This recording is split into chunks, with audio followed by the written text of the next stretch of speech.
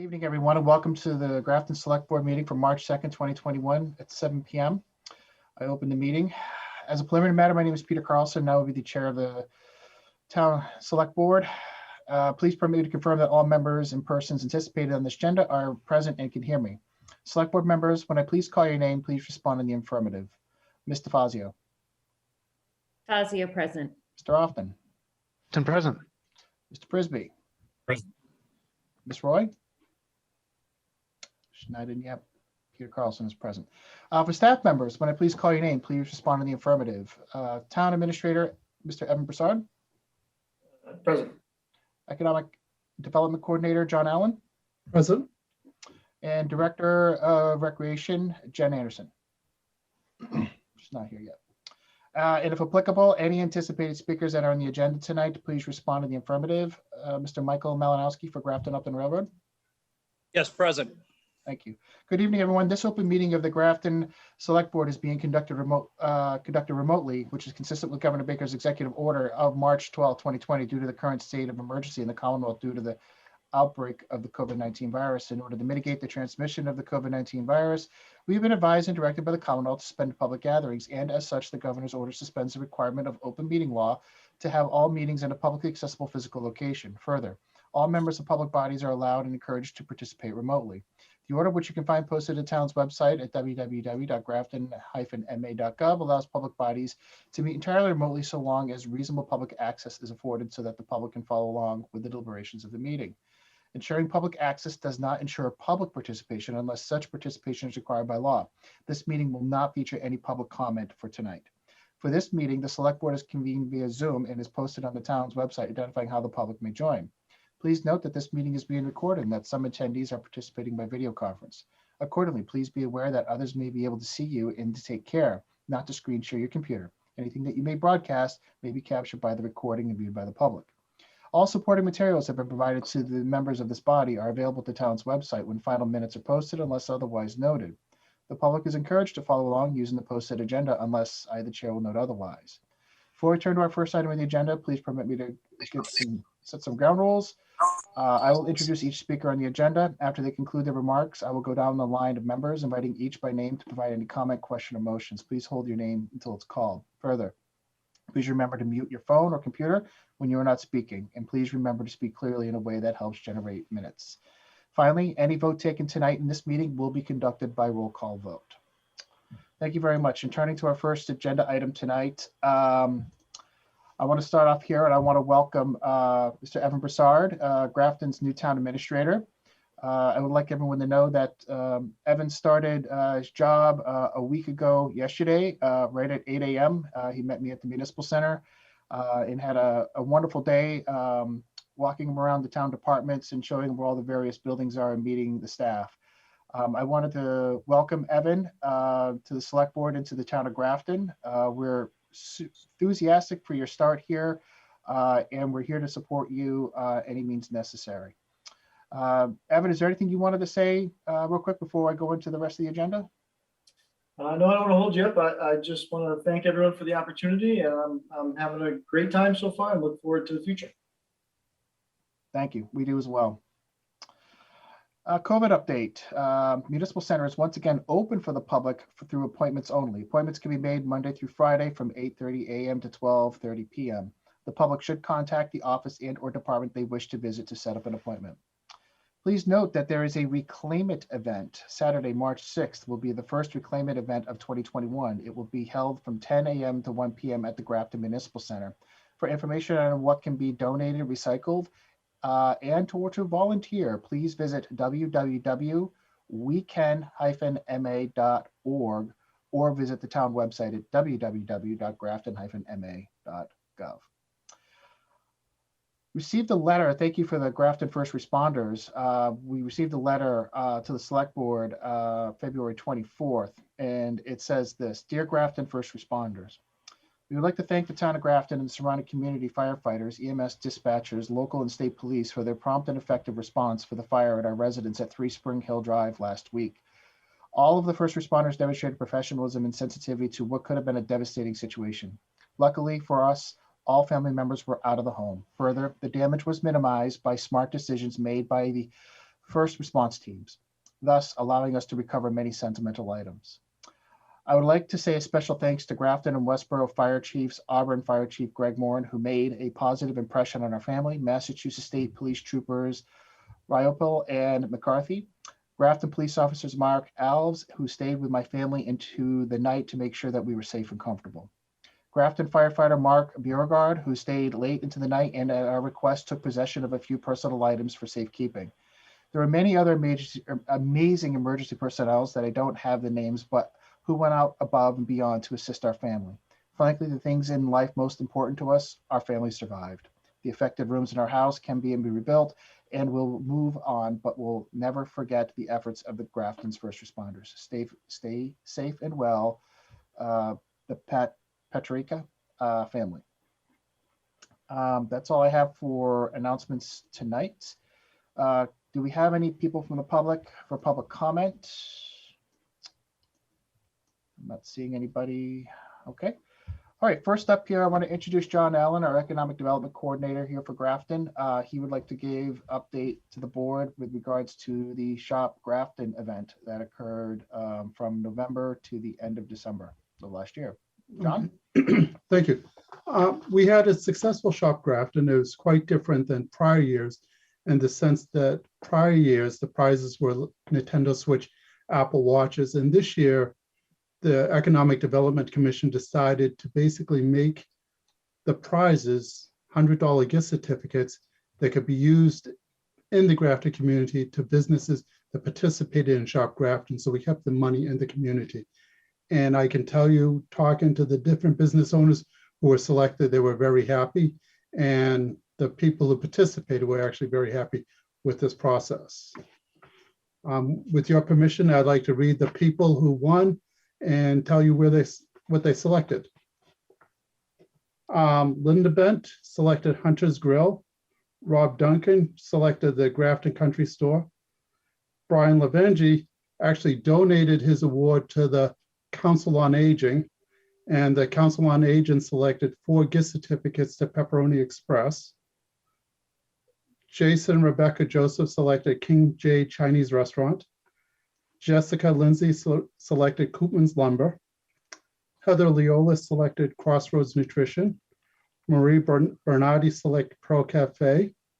Greg Kane selected Grafton Grill. Tim Eady selected Koopman's Lumber. And Melissa Hadley selected Grafton Grill. So congratulations to all the winners and thank you to all the people of Grafton who participated. I'd like to also take a moment to mention that on Tuesday, March 9th at 6:30, we're going to have a seminar called Ask an Sba Expert. This is for business owners who got the PPP loan and want to convert it to a grant. It explains to them how to do that, as well as people who need additional fundings. And this will be an opportunity. We're very fortunate to have Jennifer Marble, who's the senior loan officer at Homefield Credit Union. All right. Thank you, John, very much for that. It's great to hear we had a successful Shop Grafton amidst everything going on. It's encouraging. Does anyone have any questions for John? All right, John, if there isn't anything else, if you're all set, thank you for coming out tonight. Thank you for organizing the Shop Grafton event and giving us the update. And thank you for your time. Have a good night. Thank you. You too. Thank you. Next up here, we have Recreation Commissioner. We have our director here, Jen Anderson, here to talk to us about beach fees at Silver Lake for FY21. Ms. Anderson, if you would like to have the floor, go right ahead. Hello, how are you guys? Thanks for having me. Was trying to avoid the word getting out before we discussed, but I wanted to give you part of your packet so you had time to review this. Hopefully properly versus me just throwing it in front of your face tonight. So obviously the focus is approving beach fees, which is what I believe you guys are responsible for doing this. But I do have part of that, joining with it, a change in operational model, just so you can look at where I'm getting these numbers from. So no matter what, we're looking at a new fee structure for this year. I'm proposing that we do a day pass setup, flat rate of $5 per person per visit. And so whether we run a regular lifeguard operation or what I'm presenting as an idea for a park ranger model operation, I'm proposing that fee structure be the same. So with that fee structure in place, we're looking at about $10,000 revenue from the summer. And so typically with a lifeguard operation, we're running at about $100,000 payroll cost. And so I thought with this park ranger model, cutting that in half, that might be a little more palatable to you for absorbing what is typical financial loss that we have there. You know, last year we will be in the same position. We were looking at a $90,000 loss with operating the way we would need to operate. And so as the Recreation Commission and the department and the TA, we just looked at, you know, what would be financially responsible, looking at the safety concerns for the staff and the public at that point. I mean, no one really had a clue as to, you know, how that was going to all work. So we've obviously learned a lot since then. So I can go into further detail. I can and expound upon that model. I did just want to explain, give you a little bit about the fee, no fee idea and the liability question that may run, you know, with a swim at your own risk situation. So basically there's a recreational use statute, and I was trying to pull that up before I spoke to you, but basically if you're not charging a fee to use a public property like this, you're not really held, you know, liable for some things. And obviously, in speaking with Jenny, you know, anyone can sue anyone for any time for any reason. So there's no free passes. There's no.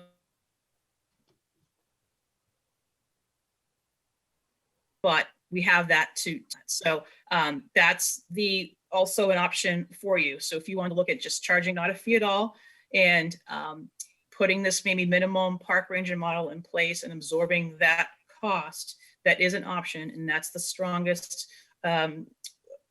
model operationally for liability wise, the strongest liability wise. The next safer option would be this parking fee to use the property. Or we could obviously also look at a fully normal operational lifeguard model. I did put in there a couple of reasons why I think that would be difficult this year.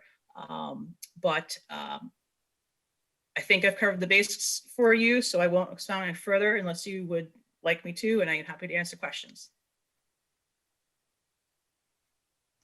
Thank you. I couldn't hit the unmute fast enough for you. Thank you very much. Let me see, Ms. DeFazio had her hand up first and then followed by Ms. Roy, please. Colleen had her hand up first. She can go I'm first. sorry. I saw you out of the corner of my eye first, Colleen. I'm sorry. I'm right eye dominant, as you can tell. Ms. Roy, I apologize. It's okay. I just had a question about the park ranger role. In years past, when you would do lifeguard, that was very seasonal work. Is that something you're picturing for a park ranger, where they stay on full time and do things throughout the winter as well? No, same situation. I mean, we're not going to be trying to go out and hire new staff. We're just going to, you know, give reassigned duties to what our current staff, you know, returning staff would be, and have a new, you know, sense of responsibilities for that. So it's the exact same hiring steps.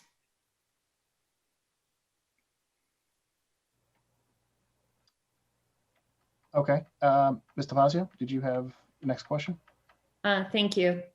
Jen, how many lifeguards are there typically, you know, on a normal season on the beach at one time? 6 to 8.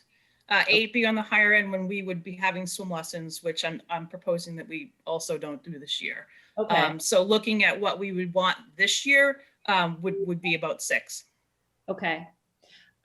So where I'm going with this for discussion is I think there's some concern about not having any lifeguards on duty at all.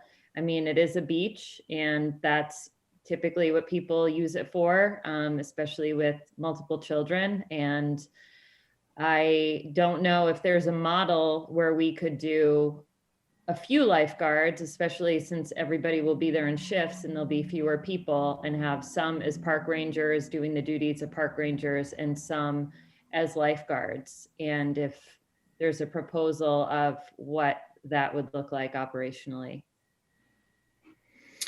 I feel like we have to do one or the other. I think it would be hard to try to, with what a lifeguard typical station setup is, or what their coverage looks like, and how we would run that minimally versus at full capacity.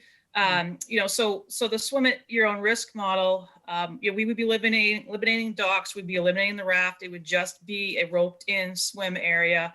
So the beach would be completely clear, giving us more ability to give like a walk, travel lanes for people, the blanketed group areas for people. And this is all based on what we would have been required to do last year. And I'm sure there'll be some changes, and we can probably put more blanketed groups there, but going with that layout idea.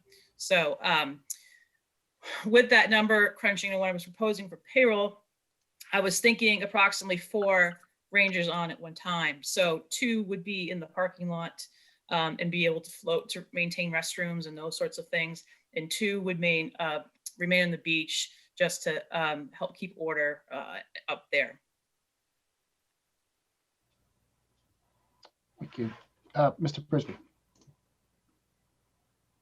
Thank you, Mr. Chair. Jen, can you speak to the genesis of the projected loss? It looks like on the memo, it says typical loss is 40,000 for a lifeguard at beach. This year's format projected to be 90,000. What's the reason for that increase?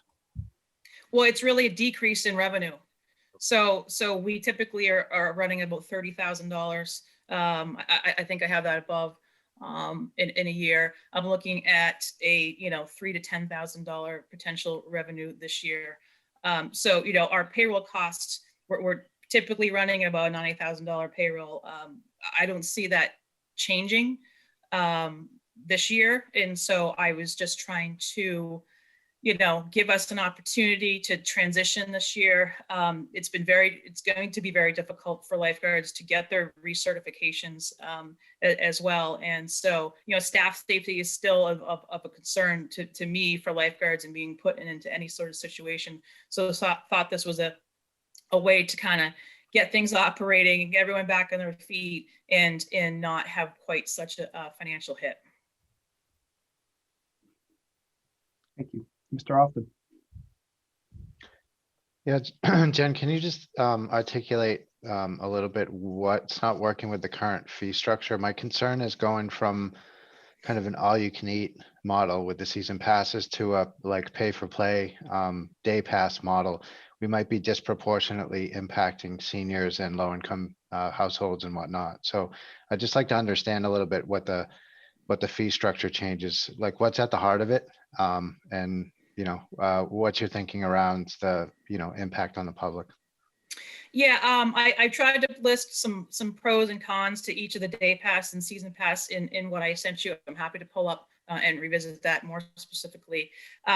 In general, with speaking to the commission, a season pass, we didn't think the season pass was a good idea because there is that expectation or mentality that you would have unlimited use, and that really would not be the case, we don't think, this year. And so, the day pass also, and then when making a season pass reservation, there's no cost of that at that point. So, people could just book their beach day and decide not to go, and we're dealing with open slots and those sorts of things. So we kind of thought that, pay to visit gave a little bit of a, yes, I'm going to show up type deal, gave a little more opportunity and to people to spread it out. But yeah, there is that more in the end out of pocket cost potentially based on the number of visits that you're are going for, and what that would mean for seniors. So So just to clarify, I guess to piggyback on that a little bit, the staffing model and the fee model, this is really not, none of this will carry into next year. This is more of a 1-year transitional plan. Is that right? yeah, I would like to think, even if you know, our staff being lifeguards and we got things changed more, and you know, we were able to progress to more normality, that even in August we would potentially be able to, you know, to switch this over a little bit and be lifeguarded. I just thought, you know, one, we have 0 supervisory staff in place for a lifeguarded model over there this year. And finding that staff is going to be pretty difficult to do. And I mean, Wellesley ran with this last year and they thought it worked so great. They're doing it again, and don't see another way of doing it. And you know, with the loss that we do typically operate at, I mean, it could be something to consider, but that's definitely not my plan. Got it. Okay, thank you. Ms. Roy? Will the Rangers be CPR certified in the event there is an emergency? Again, that's not what would be the typical responsibility of them. Following the Wellesley model, they are not to conduct first aid in any manner. You know, he basically said, you know, if they need a Band-Aid, yeah, do we give them a Band-Aid? But, you know, they're calling 911, they're calling the police. It's going to be, you know, we're going to be using our current lifeguard staff. So yes, they will be, if the certifications are still accurate.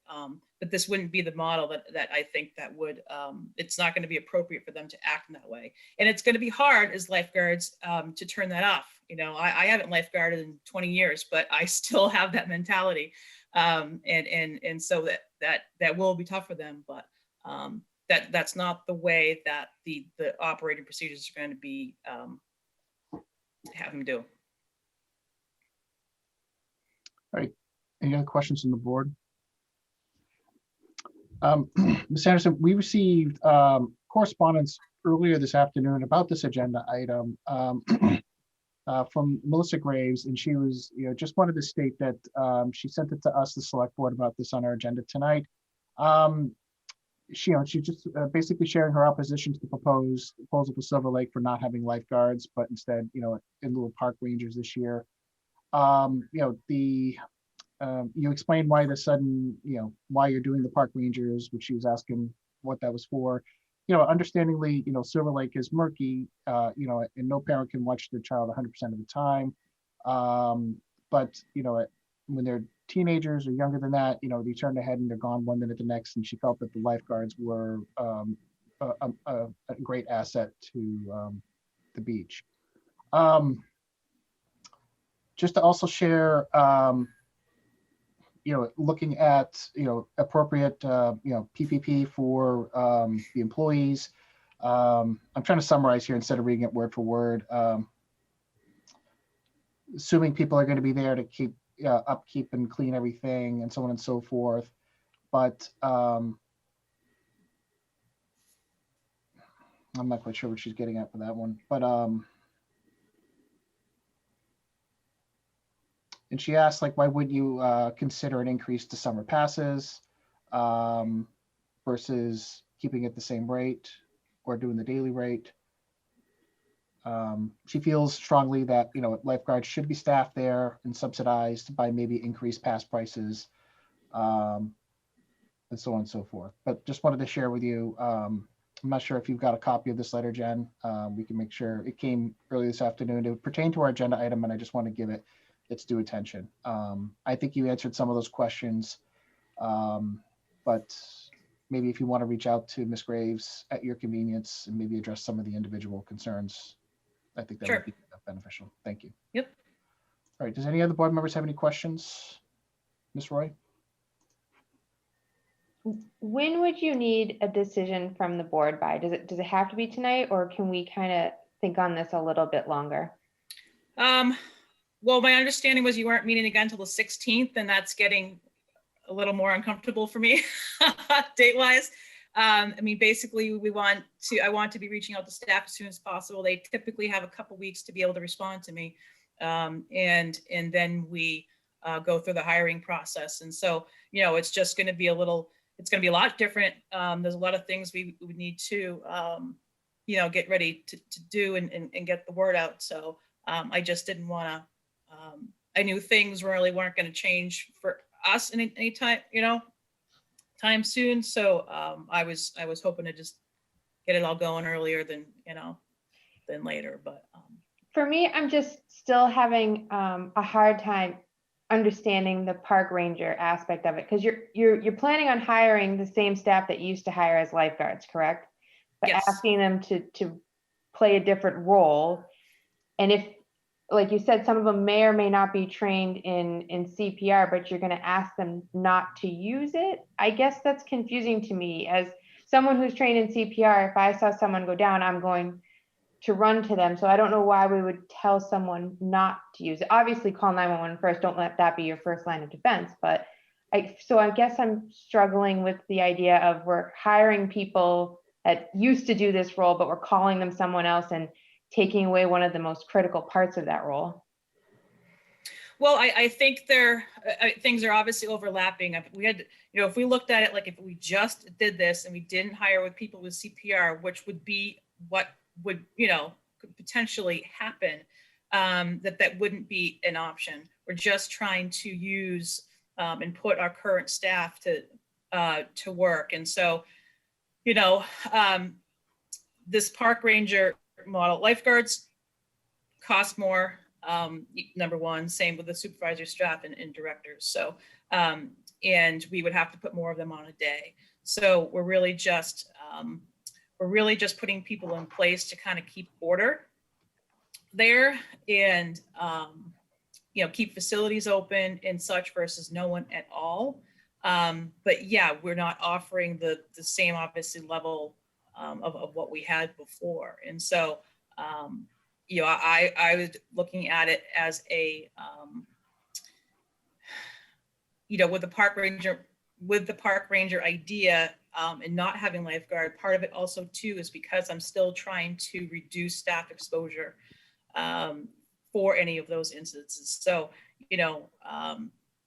putting a 17-year-old kid in line to be doing CPR in a COVID environment, versus calling, emergency services is just something I thought to be considered.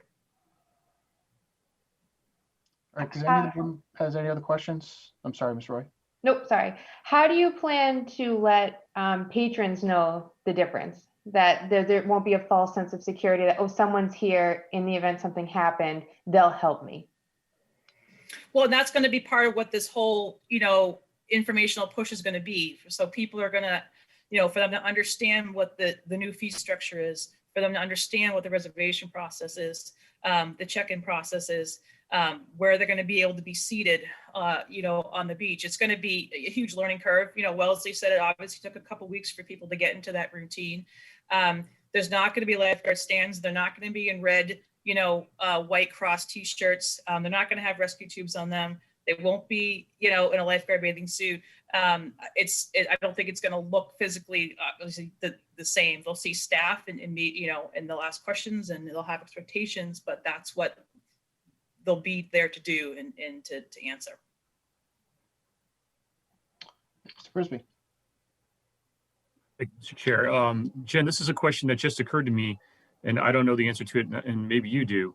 Over the course of the past year, certainly first responders have had to engage in CPR techniques. Are there standard now COVID protocols for people who deliver CPR to protect themselves? I haven't come across that far because it's been such a weirdly blended situation of having to get people recerted. And so we're in a big recert situation with people. So because it's been probably 2 years since they've done that. So I haven't delved in that part of it yet. Mr. Fazio. Thank you. Jen, do we have signs, or could we get signage that says no lifeguards, swim at your own risk as well? No, we'll need to. That's what Jenny will obviously, is requiring us to do. Okay. Any other questions?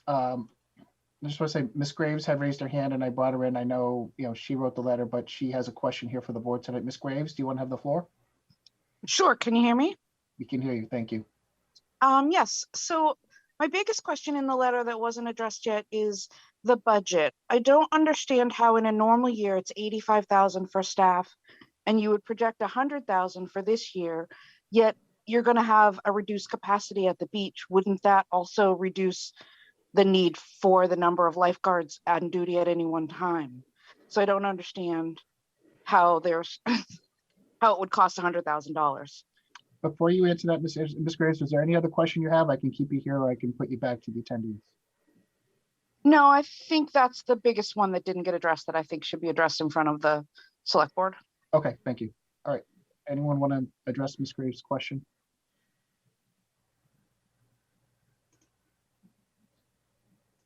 So I think I hear what she's asking.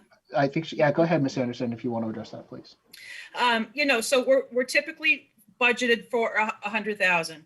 That would be, when we're running 7 days a week, every hour of every day, having every number of people we would like to be having working in one day. The payouts in the past couple years have been around, $85,000. Like I said, that is what I'm expecting this year. It's not higher because we are also not would not be conducting swim lessons. So that's additional staff, additional hours. So we're eliminating that. But so it's a couple extra people.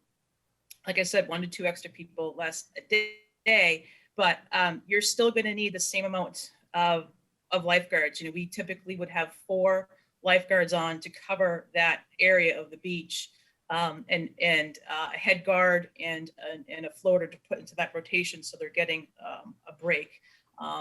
And so that wouldn't. I don't see a reason for that to change. Thank you, Ms. Anderson. Mr. Prisby. Yeah, Jen, it's my understanding that one of the reasons you would have 4 lifeguards is for line of sight issues. Maybe there are other reasons, but I understand that to be one of them as well. And part of the line of sight issues come with the docks. So if you're a lifeguard who's sitting, for instance, over by the tree closest to the area where there's a picnic, you might not necessarily be able to see kids who are on the far end of the dock. If you eliminate the dock, could you keep lifeguards, but fewer of them with increased line of sight because you don't have the issues with the dock? Yeah, I mean, typically we have the H-shaped dock right coming off the shore of the beach. And so 2 are at the end of that, those H's, 2 are on the sand, and 2 are at the table watching from there. So yeah, there's obviously blind spots when you have the H dock and the raft in place. So if we didn't, we could run that open swim model and take down a couple people off the, probably off the daily rotation. All right. Any other questions, Ms. Roy? And if we, just to build off that, if we did do that with the no dock and take a few people off, would that be around the same cost as putting in park rangers, only instead we get lifeguards? Well, lifeguards cost a little bit more than what we would pay a typical, park ranger. But again, it's my concern of lack of supervisory staff, the ability to get them, the ability for lifeguards to get restarted, and their exposure concern as well. So I don't want you to think I'm not on the lifeguard plan. We're definitely more prepared to go on a park ranger plan with what we have to work with this year, and looking for you guys to look at how comfortable you are with how much you want to absorb as a loss financially. And so obviously safety, we want to be as safe as possible there as well. And we've run, knock on wood, a very good operation up there and get really great compliments about that. So I was just trying to, I heard about this model. It worked really well for them and thought it would be a good way to, have it work for everybody. Mr. Fazio. Thank you. Jen, I just have one more logistical question on the beach. So Mr. Prisby brought up the docks and how the line of sight can work and we need extra lifeguards when the dock is up. My question is about the buoys. So a lot of times the dock will block younger children from entering deeper waters because that's kind of the end of the line, and then the buoys are on the other side. So how would that be set up to, maybe show parents where the shallow water is compared to an intermediate or advanced swimmer who could go a little Yeah, deeper? I mean, I'd still like to put that rope in as kind of that shallow water line. We do have the big two main posts there that the docks attached to. So we'll just tie up for those and have to put another section in the middle. So I think there would definitely still be a delineation there. That will be helpful. All right, any other question from the board? Ms. Roy? So for me personally, I would love to see what it would look like financially for less lifeguards with the dock out, as you and Mr. Prisby discussed, before I feel comfortable taking action on this, just because loss of revenue is not ideal, but it's a lot easier to swallow than loss of life. So I just think I need to see another option. Any other questions from the board? Mr. Often. Yeah, Jen, I'm concerned about the exposure to staff that you mentioned. How often in a season do we get sort of, hands-on intervention, I guess is the way I'd describe it, that would potentially be a risk to staff? Yeah, I mean, CPR, I'm gonna put, I'm not saying, but the quick rescues, the kids, if let's say we didn't have the raft, that's where, a handful of things will occur out at the raft, type thing. Not having any of those things would eliminate any diving, opportunities. So, it's maybe a couple dozen, times a year. So it's few and far between to an extent. It's just when we were talking about last year, how we either issue equipment and sanitize equipment in between them, using it and using the rescue tubes and, the backboards and such. Like I said, just one of my main concerns is just not having any supervisory staff currently in place to be able to oversee this crew. So we'd be bringing someone in. We'd be bringing someone in new, to the operation in this environment.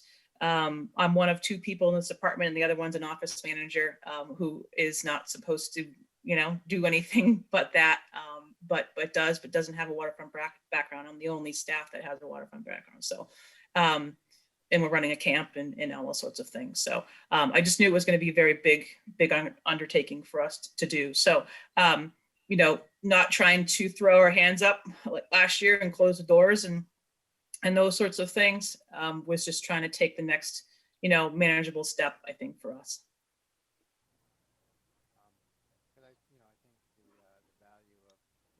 Mr. Often, I think we're speaking back and we can barely hear you. Still can't hear you.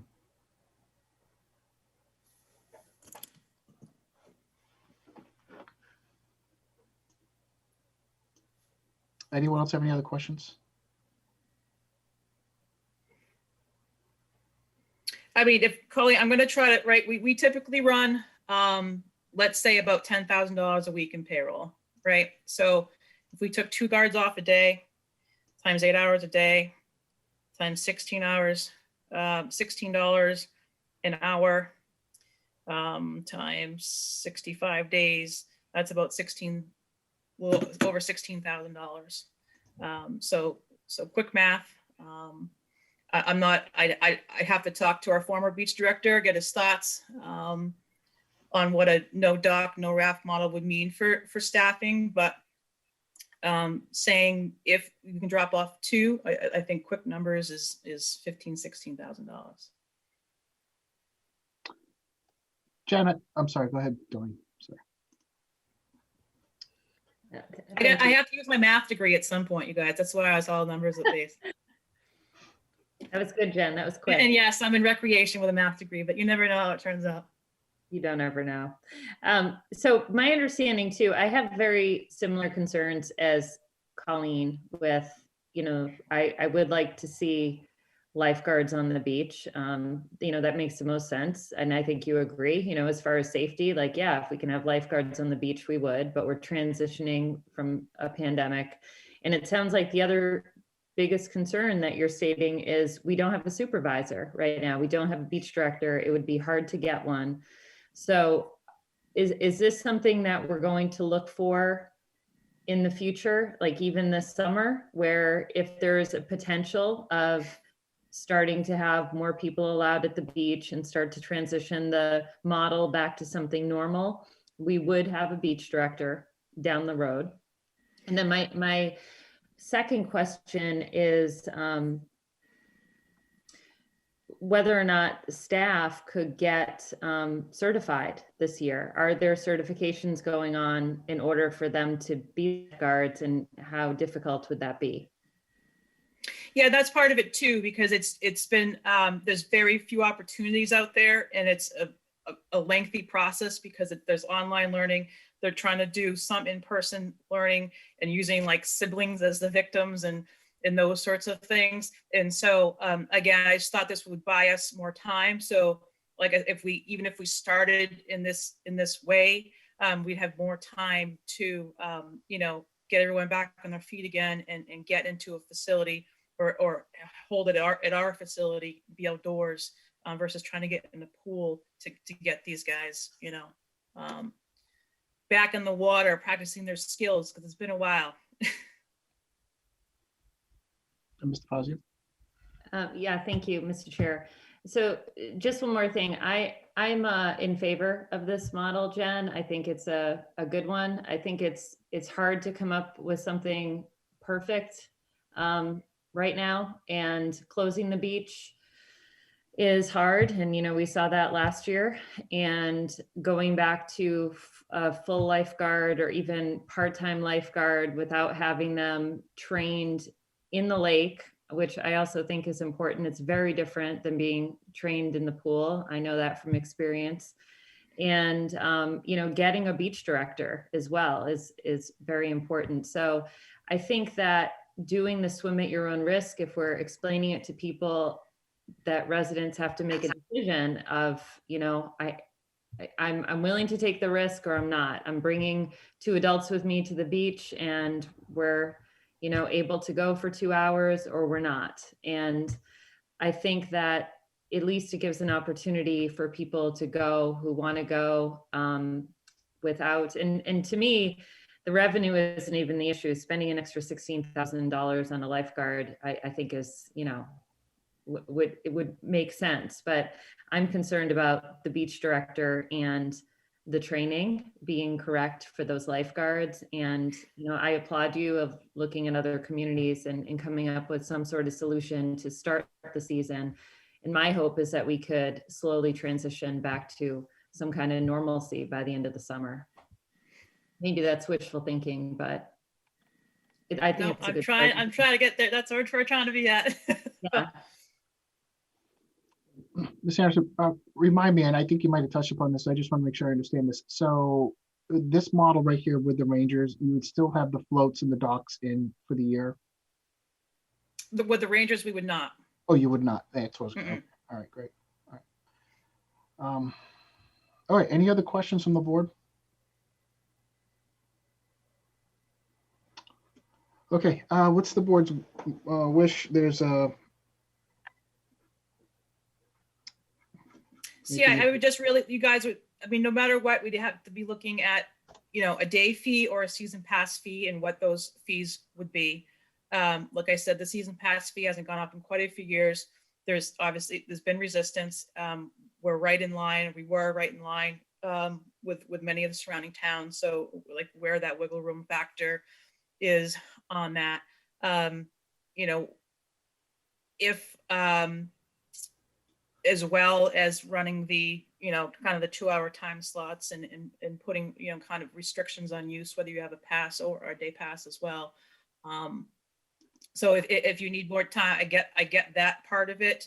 And we don't have to necessarily decide, what the fee is unless you think the fee, is based on how we're staffing.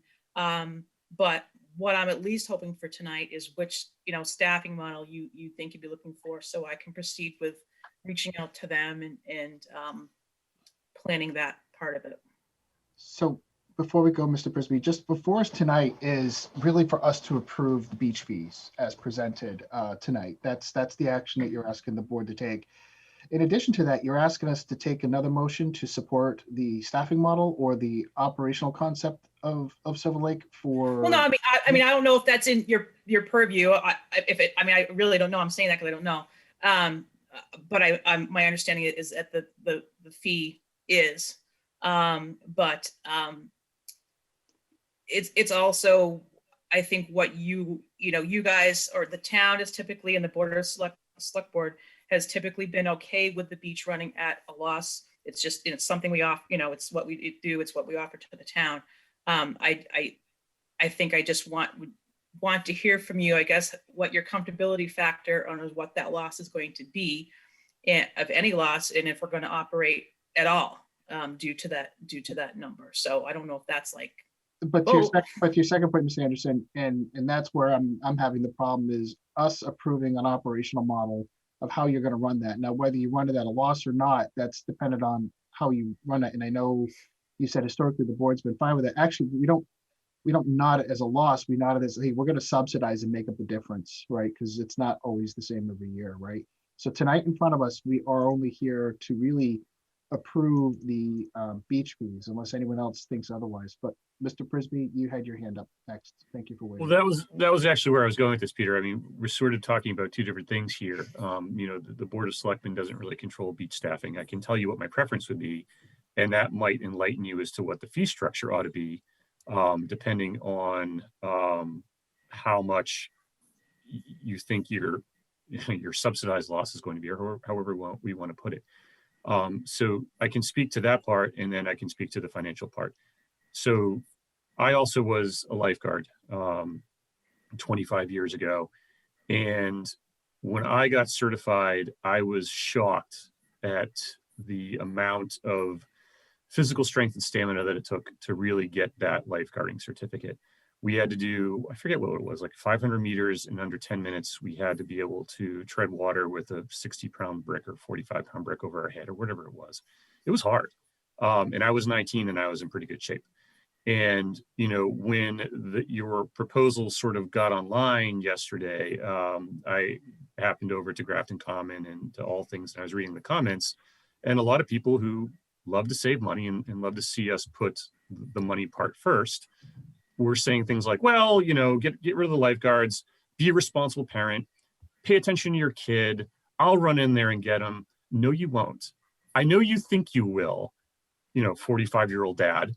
But I'm not sure when the last time was you swam as fast as you possibly could for 25 meters and then had to drag a waterlogged human being out of there in really dark water.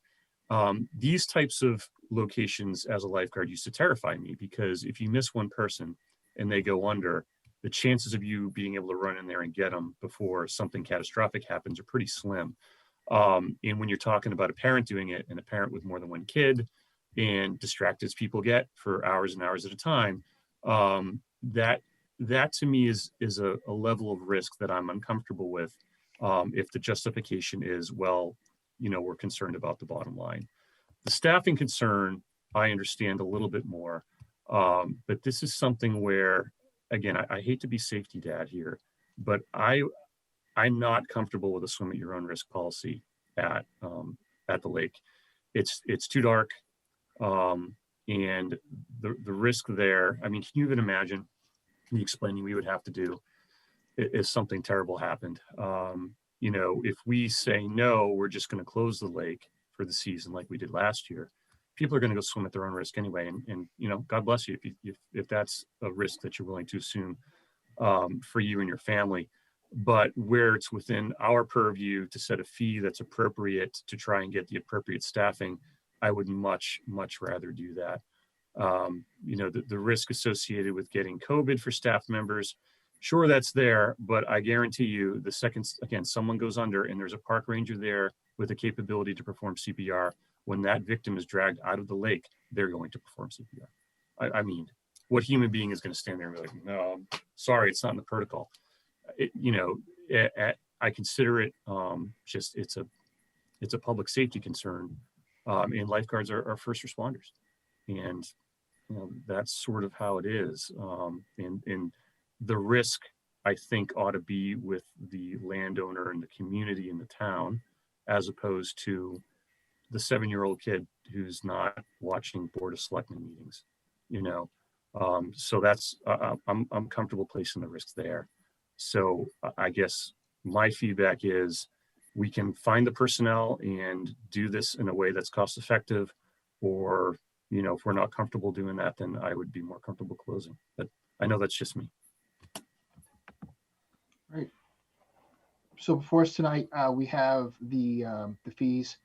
Does anyone else have any other comments before I open it up for a motion? I guess just to clarify too, it's either a fee or no fee, and what those risks of liability are associated with for that. I mean, no fee is an option, and that is a stronger case with a swim at your own risk model. Yeah, Ms. Roy, go ahead. So if we vote to say no fees, that does not mean you're closing the beach. That's still on you to decide whether or not to close the beach. Well, no, I think I would still be looking for your opinion, and maybe it's Evan's, as to if we're all okay with the number we're absorbing. It's just the fees are, you know, a form of some, you know, recovery costs. Mr. Often.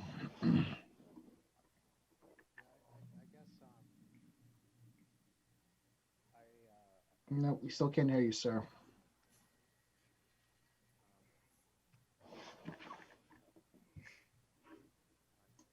Let me, I wanted to weigh in 1 second here, Ms. Anderson, while Mr. Often comes back.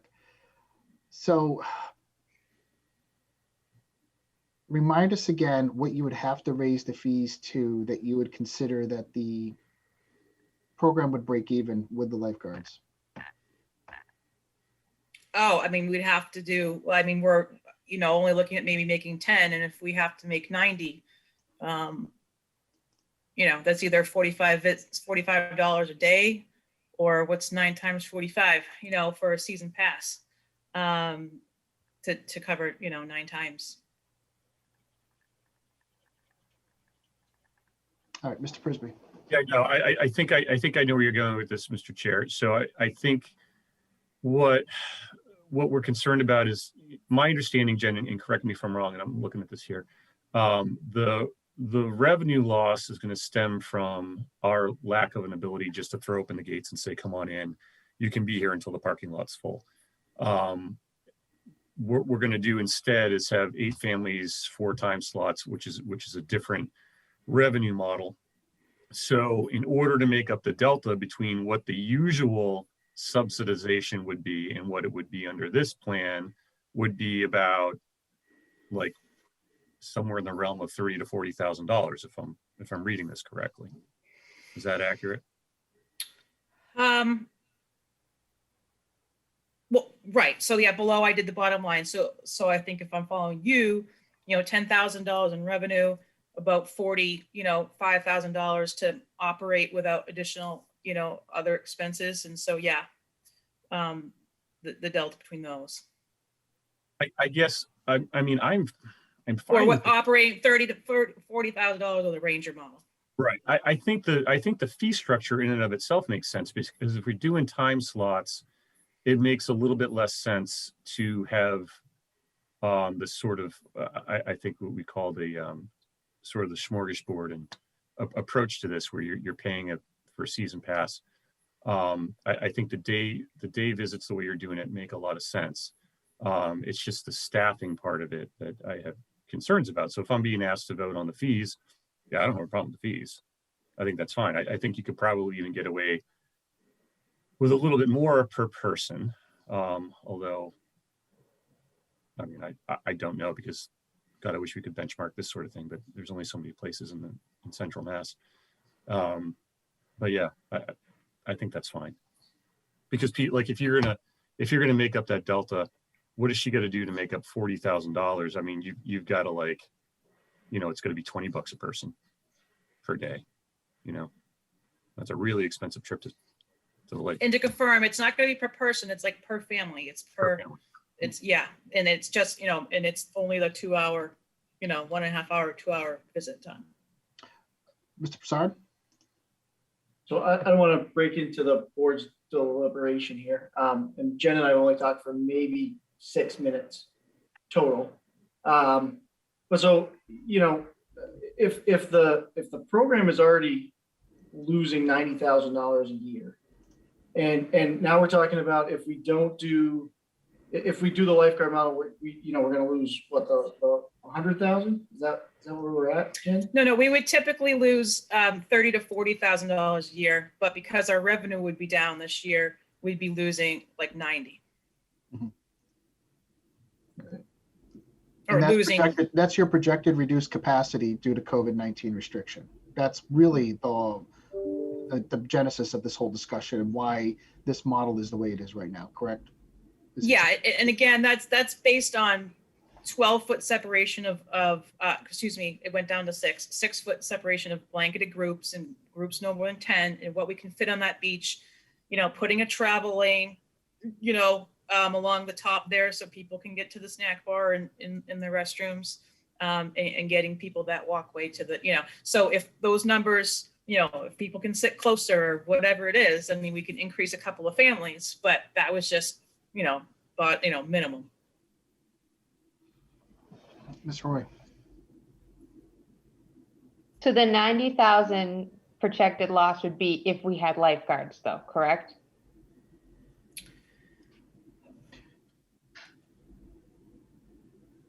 I thought I understood it, Yes. Ms. Roy, is lifeguards, Yeah. supervisor, Okay. and a fully staffed beach like it was prior to COVID. Yeah. And this would be a 1-year loss, because I imagine next year, hopefully, fingers crossed, everything going well, it would go back to the way it was, where we're only losing approximately 30 or 40. So a one-time, I don't know. I don't like the idea of wasting money, but I don't think it's wasting money if you're potentially saving lives. That's where I stand on that. Real quick, Mr. Alton, please go. I know you've had some audio. You've had like Can you 4 hear me? questions. Can you hear me? No. Yes. Yeah? All right, great. So yeah, I also feel uncomfortable, not, with the swim at your own risk type of policy. I wonder if there's some combination of slightly less staff that are put on for lifeguards, in combination with slightly higher fees than are being proposed, and maybe just opening the beach a little bit later in the season, hopefully with less restrictions and less COVID concerns and the whole thing. Is there a sort of a middle ground here? I'm generally supportive of trying to open. It seems like we're putting families and our rangers in a bad situation by using this model, and I just have a tough time with the idea that we would open with that kind of policy. So I'm just wondering if there isn't some way to look at bringing on that beach director, but understanding it's going to take a little bit of time to hire that position, maybe we try to get that a little bit later in the season and organize. I don't know if that's logistically possible to bring in seasonal staff a month late or month and a half late or whatever. So I wonder if you could talk to that a little bit, Jen. My initial thought, I think it might be a little bit of hard sell, you know, if we're already trying to compete for staff and, you know, we're only offering them 6 weeks and someone else is offering them 10. You know, we've always kind of been able to kind of piece together what we can, you know, what we have to work with. I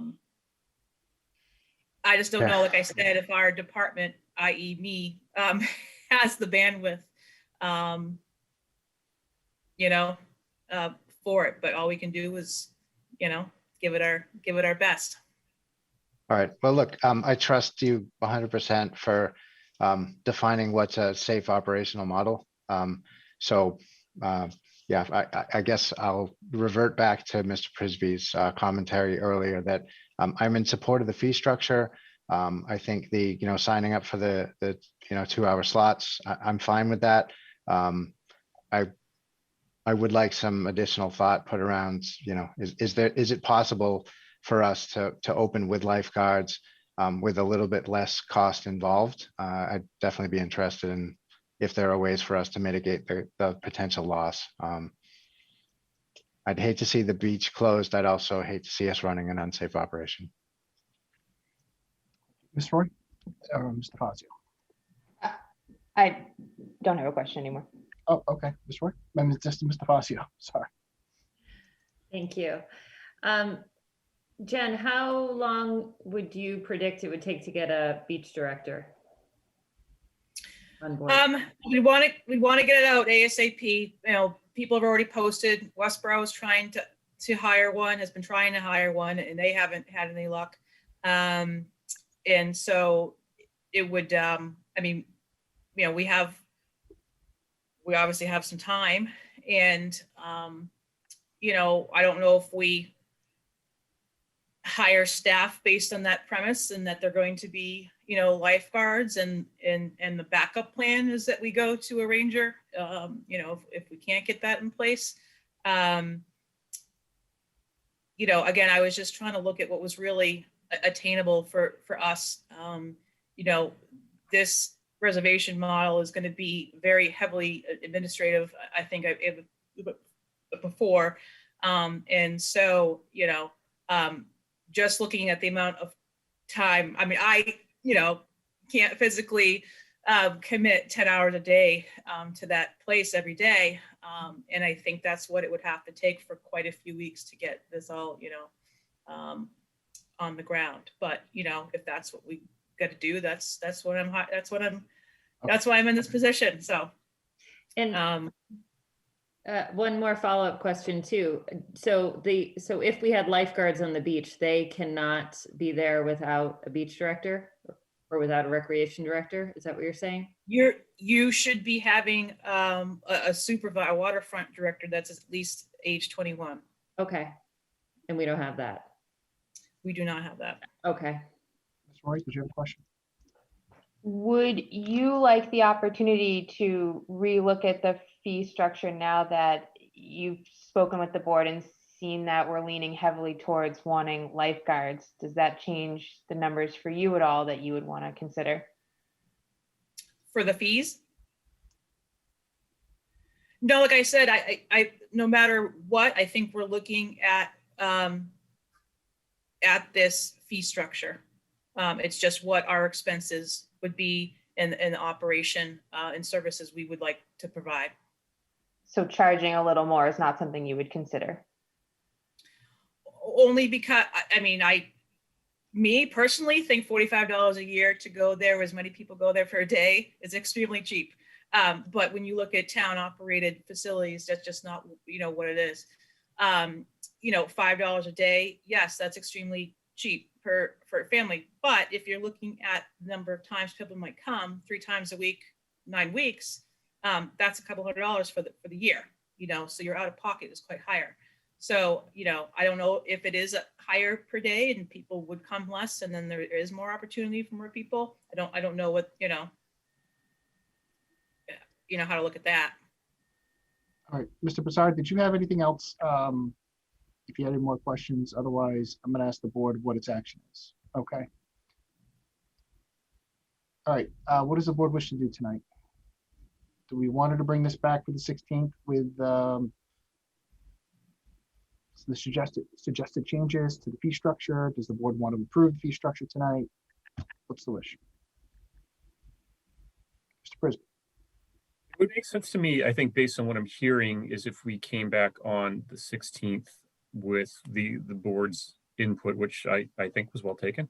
And to have Ms. Anderson update us on what she thinks she can and can't do in terms of the beach director. And if that, if that's something, and I understand that concern as well. And if that's something that proves to be impossible, then that's sort of a different discussion.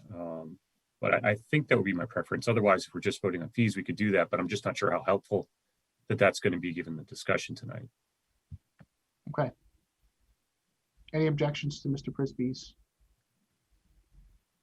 suggestion? And to reiterate too, I mean, it is not only just a beach director, because again, one person cannot be there the whole time. And so we've always had an assistant beach director.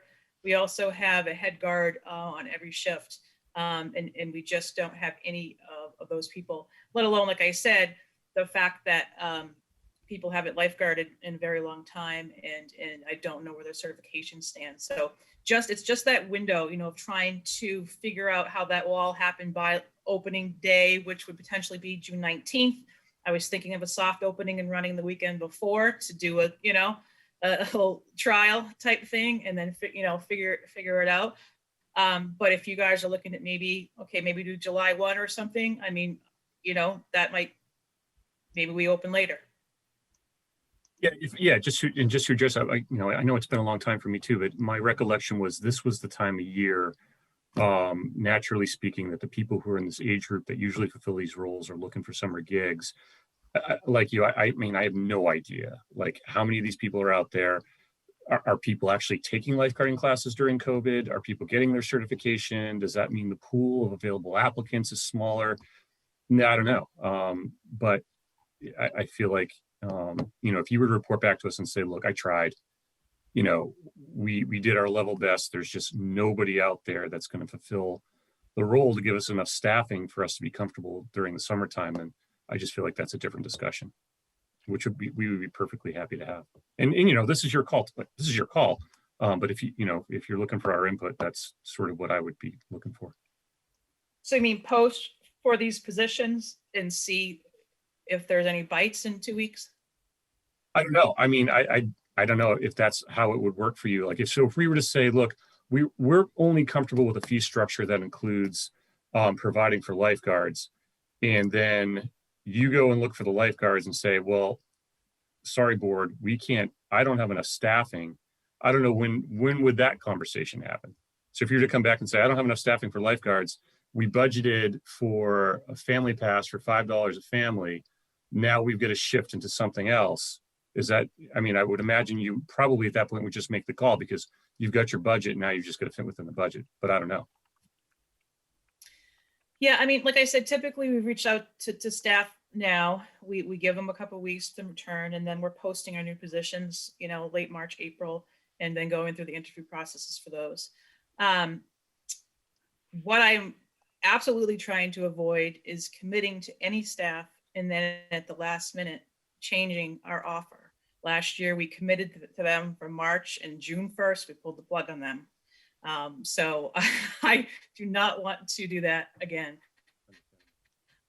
So whatever I commit to offer, I want to make sure that we're fulfilling that, and they know they have a job with us. Let me do this. I want to wrap up this conversation. I think the consensus is to come back on the 16th with this additional information, Jen. Unless the board wants to take an action tonight, but that's the sense I'm getting. Mr. Opt, I know you had your hand up. Go ahead. I'm sorry. Yeah, just quickly, I feel comfortable moving forward with taking action on the fee structure. As far as the operational model, I really think that's up to Ms. Anderson to define. And, I think the board's been pretty clear about what our preferences are individually, unless there's some other action that we should be taking as a board. which it doesn't sound like we're being asked to do in terms of approving an operational model or approving a policy that we would support or not support. I'm not sure what we would have for additional discussion.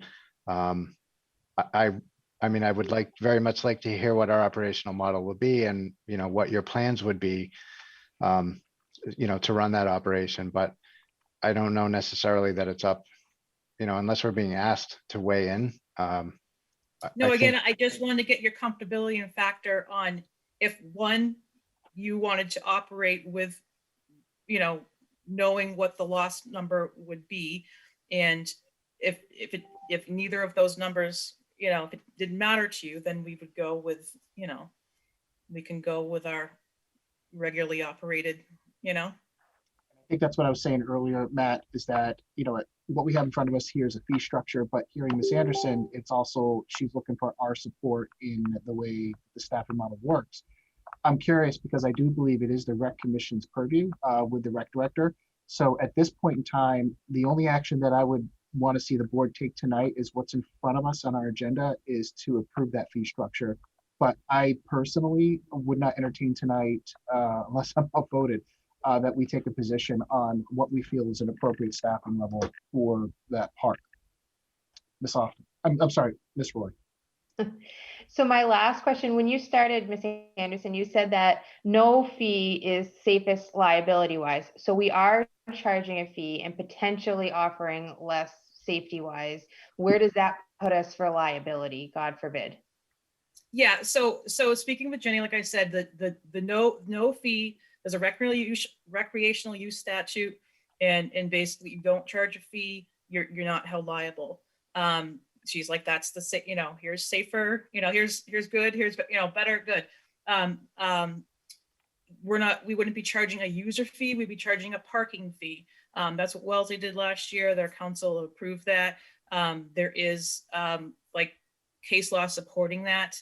We still have defense in that model, but it's not as, black and white and as the no fee model.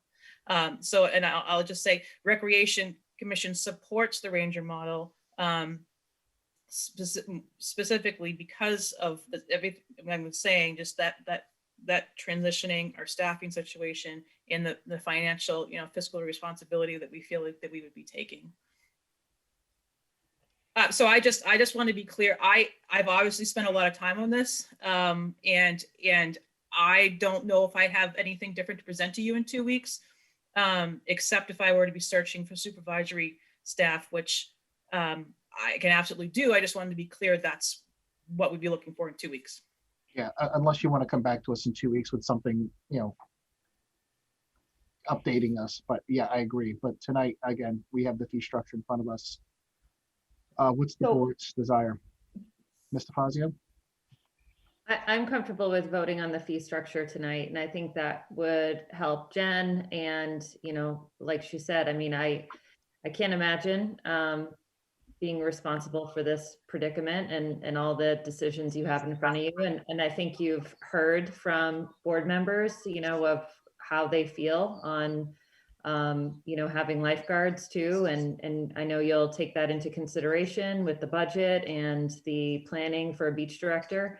But I think what you're asking for tonight is for us to vote on the fee structure so you can get started in planning the season. And I personally think and agree with everything Mr. Often said, that, we can go ahead and do that if the rest of the board is comfortable. And I would like to hear the progress and what's going to be happening operationally on the beach once, a more robust plan is in place. That's right. So when we talk about fee structures, I only see the full fee plan, kind of, to put it for a better word. I don't see a parking only plan, which is another fee structure that we should be considering, as you just brought up to us. So what That's what I'm calling is the day pass. The day pass only. Okay. Yeah. So no matter what, the no matter $5 what, is just a parking fee. yeah, we would have to call it a parking fee no matter what with the swim at your risk model. It's just whether it's going to be a season pass, like you would do the DCR, or if you're just going to pay for the day. So when I'm looking at the motion here and it says to approve or not approve beach fees as presented, you're presenting us two models. So how would you like the wording on that to sound? Ms. Roy, I think what I would consider is that you would propose one of the two bulleted features there, right after overall operation. I think the board should, make a motion to approve proposed day rate versus season pass as presented in the memo, March 2nd, 2021. I'm sorry, so can you say that one more time? Yeah, sure. So I would propose the motion in a way that select board approves the proposed day rate versus season pass for Grafton Recreation Beach operations as presented in the March 2nd, 2021 memo. Mr. Prisby? Yeah, so I just do want to point out, I mean, I understand everybody is okay with voting on the projected fees, but the way the fees are presented is a day pass is a swim at your own risk based fee. So if you're voting to approve the day pass, then you're voting to approve the swim at your own risk program. No, Otherwise, no, you're not, like just no? to like I said, no matter what, I think these are the fees. The day Okay. pass is going to be whether we're lifeguarded or Okay. not. I just want to be clear on that part. Okay, thank you. Mm. No, but I don't see it. I don't see anything in there, Mr. I'm sorry, Ms. Roy. I don't see anything under that bulleted item that calls for less safety, Mr. Prisby. But to build off that Okay, but idea- again, I was just responding to what she said in response to Colleen's question, to be clear. Yeah, go ahead, Ms. Roy. So for me, I would only want to approve the day rate pass right now, the parking one. I would not feel comfortable with doing a season pass, not knowing whether or not there would be lifeguards there. That's how, so for me, if I'm going to word the motion and support a motion, that's the motion I would want to support. One that says, sure, we can do these day rate fees, but since I don't know what is coming after that, whether it's going to be a ranger or a lifeguard, I have trouble supporting a season pass, not knowing what safety mechanisms are going to be in place for that season pass. But may I, so I mean, the safety mechanism would be the same whether you were there for the day or, coming for multiple days or had a. Whether a lifeguard's there or not, I guess is what I mean. So for when you're saying the safety liability wise would be no fees. So if there's just going to be rangers there, I want just parking. I want the least amount of liability we can possibly have as a town because we don't So have a no lifeguard fee. You're there. saying rangers and no fee.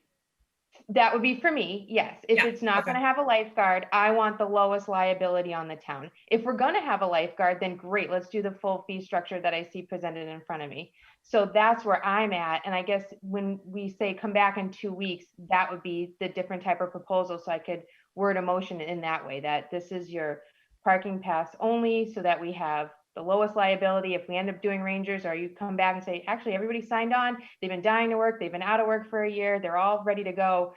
I would support a season pass at that point because I know lifeguards are coming with that boat. Does that make sense? Yeah, I think I was just looking at that we would be offering a season pass. We would be doing a day pass or a season pass, whether we were a rangered or lifeguarded. It'd still be the same fee. But I guess when I hear season pass, that's not the same as parking pass, right? well, I'm still saying you're. I guess I'm trying to clarify between the two because you made it sound like that's two options. So between the full fee structure or just day pass where you're paying for parking, but we still have low liability. What's the difference? Can we name? We're calling it a parking pass no matter what, whether it's for the day or a season, if we're running a ranger model. Okay. So for just all intents and purposes, it's just called the parking pass.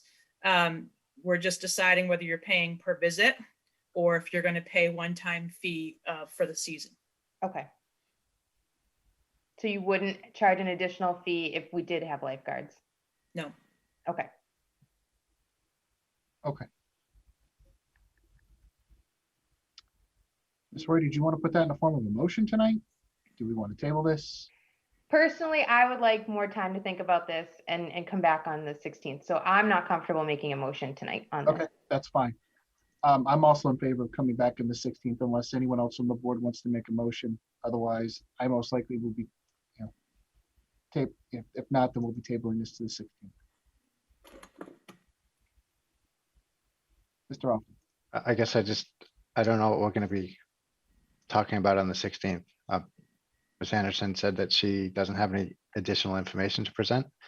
I would like to be able to go back and actually phrase in the motion about what it is exactly that we're deciding and what the fee structure is. Based on the memo, I agree with Ms. Roy, it's not entirely clear when we say proposed day rate versus season pass. But yeah, I'm hearing it's really a parking fee, but I don't see a parking fee. Again, I have some concerns just about this. I think it can be cleaned up. I think it can come back to us where it's concise and clear to the point. I think Ms. Anderson is hearing what we're looking for. And I agree, like, I think from a staffing component, that's kind of immaterial, but I do think how we phrase this motion tonight and what implications does that have? I agree, Ms. Roy. I would want to see this come back in the 16th with a clear, defined motion for us to decide. Okay. Anyone else have any other questions? Ms.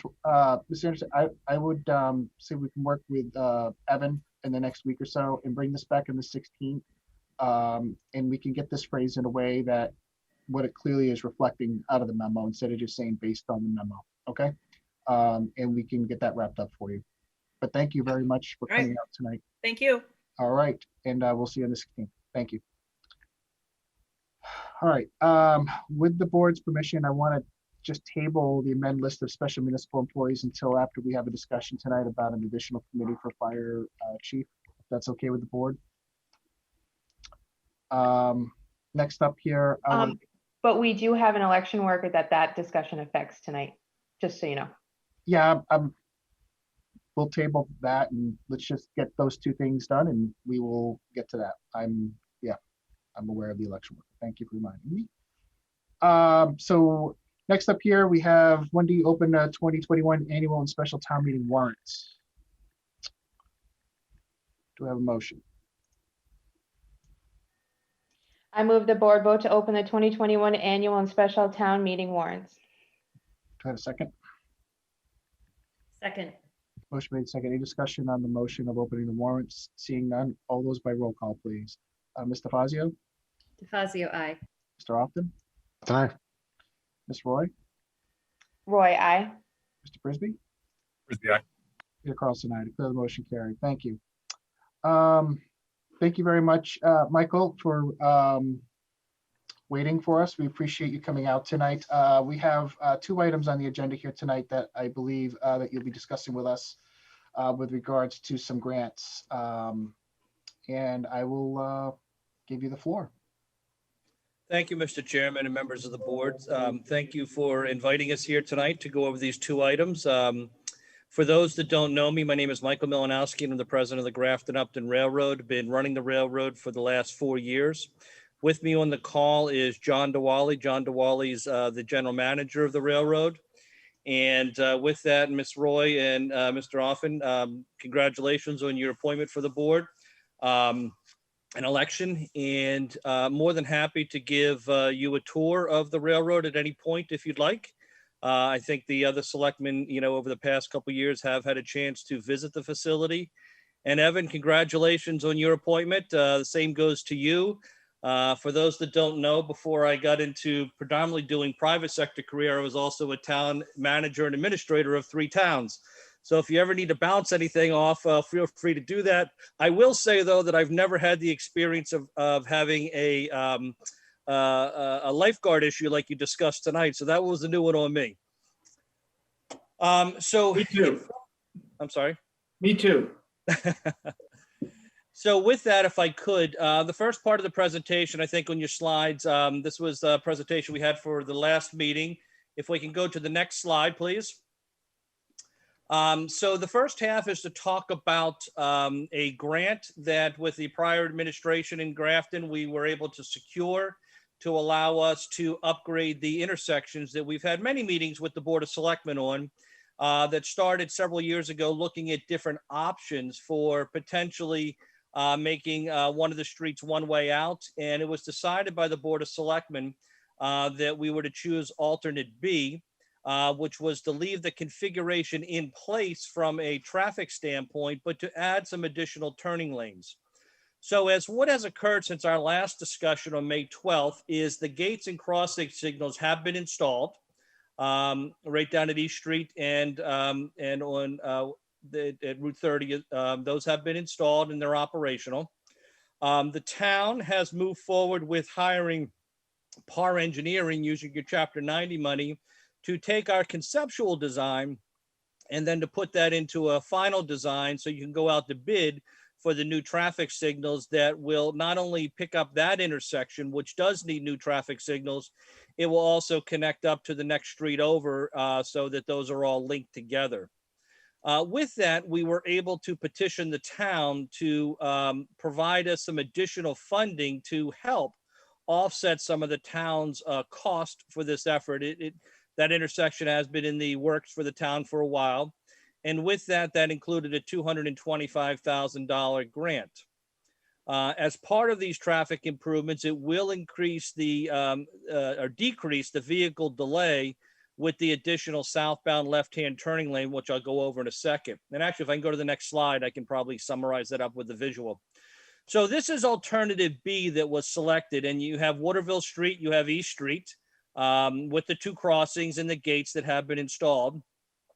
And then up on the top right with 140, the configuration is designed so that when the traffic gates go down, both east and west, or I guess that's north and south traffic can continue on 140, again, while the gates are down and while the train's passing. So this helps increase the flow of traffic on 140. Clearly, it doesn't allow for the left-hand turn or the right-hand turn when they're down there, but again, it does allow for the movement back and forth. And that would be some of the geometrical improvements that is included into this program that, as you may recall, we did have public meetings at the school. And this was the configuration, again, that was selected by the Board of Selectmen. If I can go to the next slide. So this is under a program called Section 130. It's 90% subsidized by the federal government. The state government allocates this to freight railroads in support of safety improvements. It's a rarity that any of this money has ever been allocated to go to municipalities, just how it's designed. But again, with the previous town administrator, we were able to secure these additional funds. We have done 4 crossings, 3 in Grafton and 1 in Upton recently. And with that, the supplemental funds include about $100,000 in this project cost for the geometric widening of Main, Waterville, and East Street, and $150,000 for the Main, Waterville, East Street traffic signal project. So it's a $250,000 project, of which 90% is reimbursable at $225,000. And there would be a $25,000 match that would come in, through the town or through Chapter 90 funds to help pay for this. So this grant was awarded back 18 months ago, I think it was. It might be 24 months ago. We have gotten an extension for that, but that extension does expire at the end of this calendar year. And I think that's all on schedule with what PAR Engineering is doing. So this can go out to bid and hopefully be constructed in the summer. I'm not exactly sure what the timetable is that the town is going to be able to put that out, but I believe that's a reasonable timetable. And again, those signals can be purchased. So on the bottom is what you see is what the request is for the board to authorize this being put into kind of a one-page agreement with town council.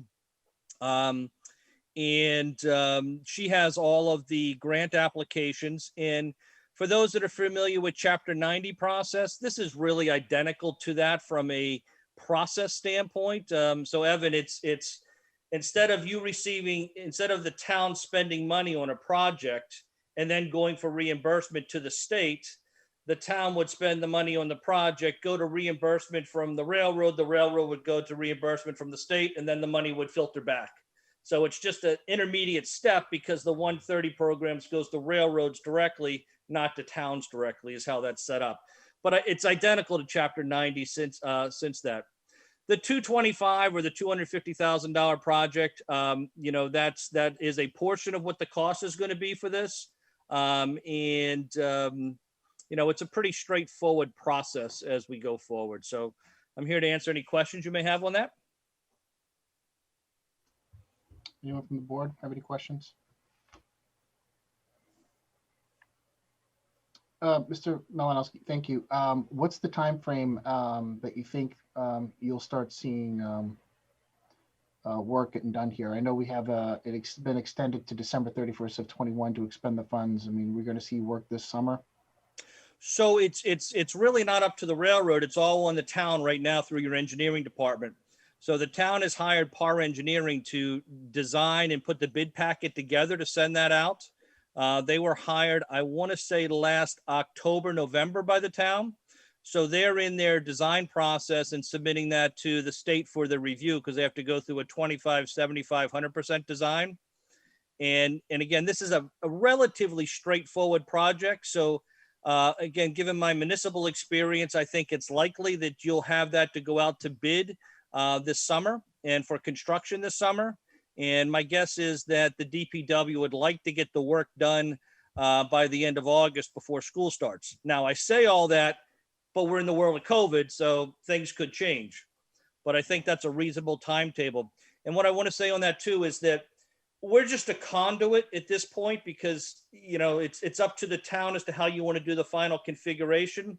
The Board of Selectmen selected the concept and the layout, and now it's up to your design folks to do the full engineering for that. So I have no say in the final outcome or how you're doing it. Any other questions on the board? So I know you're here for two things tonight. Does this conclude the $225,000 Department of Transportation grant? Yes, sir. Looking for an action from us. All right, if there isn't any other questions from the board, what we have in front of us tonight is a motion for consideration to accept the grant that allocated from Mass DOT. If anyone doesn't have any questions, I can entertain a motion. I move the board vote to accept the $225,000 grant allocation from Mass DOT for traffic signal and road improvements under the Mass DOT Section 130 with the understanding that the grant is to be administered by the Grafton Upton Railroad. Motion made and seconded. Any discussion on the motion of accepting the grant? Seeing none. All those by roll call, please. Mr. Fazio? Fazio, aye. Mr. Often? Often aye. Ms. Roy? Roy, aye. Mr. Frisbee? Peter Carlson, aye. Okay, declare the motion carried. All right, thank you for that. Next up, we have Chrissy Grant, and we have Mr. Malinowski here also presenting that. Yeah, so I'm back. Third time's a charm. I presented this to the board over the last 2 years. For background, and again, your last approval on this was May 12th, 2020, is the Chrissy grant that when we submitted this past year, and like the previous year, is that our grant application was selected by FRA, by the staff, by the procedures, by the protocol to be approved. It was sent to the White House and it was not approved. It is a competitive grant process, so I think we have to be clear on that. Ours scored very high, but you know, at the end of the day, it is a political process, and we just weren't in a red state, apparently with the past White House. So that was kind of what happened with that. This project is a public-private partnership between the Federal Railroad, Mass DOT, MBTA, CSX, and the Grafton and Upton Railroad with regional benefits. All of the transportation agencies in the state believe this is a good regional project that has benefits to all parties. We did receive last year significant amount of letter of support. Started with the town of Grafton, which is what I'm asking for again this year. Mass DOT, MBTA, Congressman Govern wrote a letter of support, CSX, Central Mass Planning Committee, the Worcester Regional Chamber, and your representative also wrote a letter of support as well. If I can have the next slide. So this is the letter that you sent, and you wrote one back on October 1st, 2019. It was approved, and then again, May 13th, 2020. And what we're asking for is for the same letter to be submitted by the board so we can start the process. Now, for those that weren't here before, and for Evan, I just want to kind of give a quick high-level overview, and more than happy to answer more questions about that with the next slide. So this grant is under the Consolidated Rail and Infrastructure Safety Improvement Grant, which is CRISI.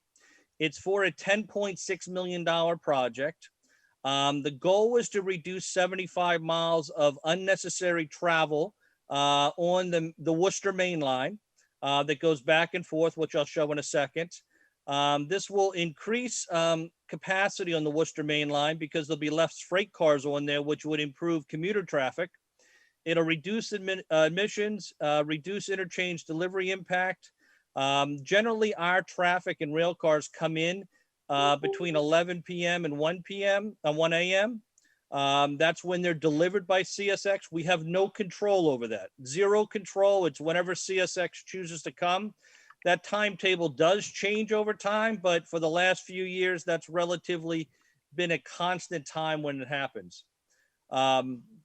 And with that, we're looking to install an interchange track that would be on the main line, so it doesn't have to go into the neighborhood in the middle of the night, which is, you know, one of the benefits for the town. I can have the next slide. So this, what I'm showing here in the graphic on the bottom is rail cars coming into Massachusetts on the Worcester main line start in Selkirk, New York, point A up on the top left in the green. They then go to Worcester. They then drive by the Grafton facility, the train 1 heading eastbound. And, you know, we can look at the train going by in the middle of the day and we can wave to it. And then the train sits in Framingham for a day. And then the next day there's a westbound train and we can wave to it heading westbound. It goes to Worcester, sits in Worcester, and then it comes back to Grafton with what's called a local train. So the local train takes it from Framingham to Worcester back to GU and then back to Framingham again. Then once it gets to Framingham, then it goes by us for the 4th time. What this would do is allow us to not have the local train deliver it with the extra back and forth. It would be for the main train to be able to pull in on a siding and just drop the cars off on the main line, generally in the middle of the day. You have the next slide.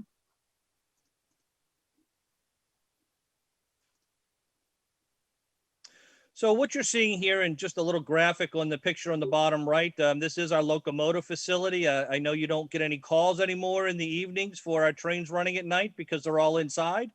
But that's just the facility we have built so that those trains are in there. What you're seeing on the top of the picture is a new track 4. There are 2 tracks that are on the Worcester main line. This would just build a 3rd.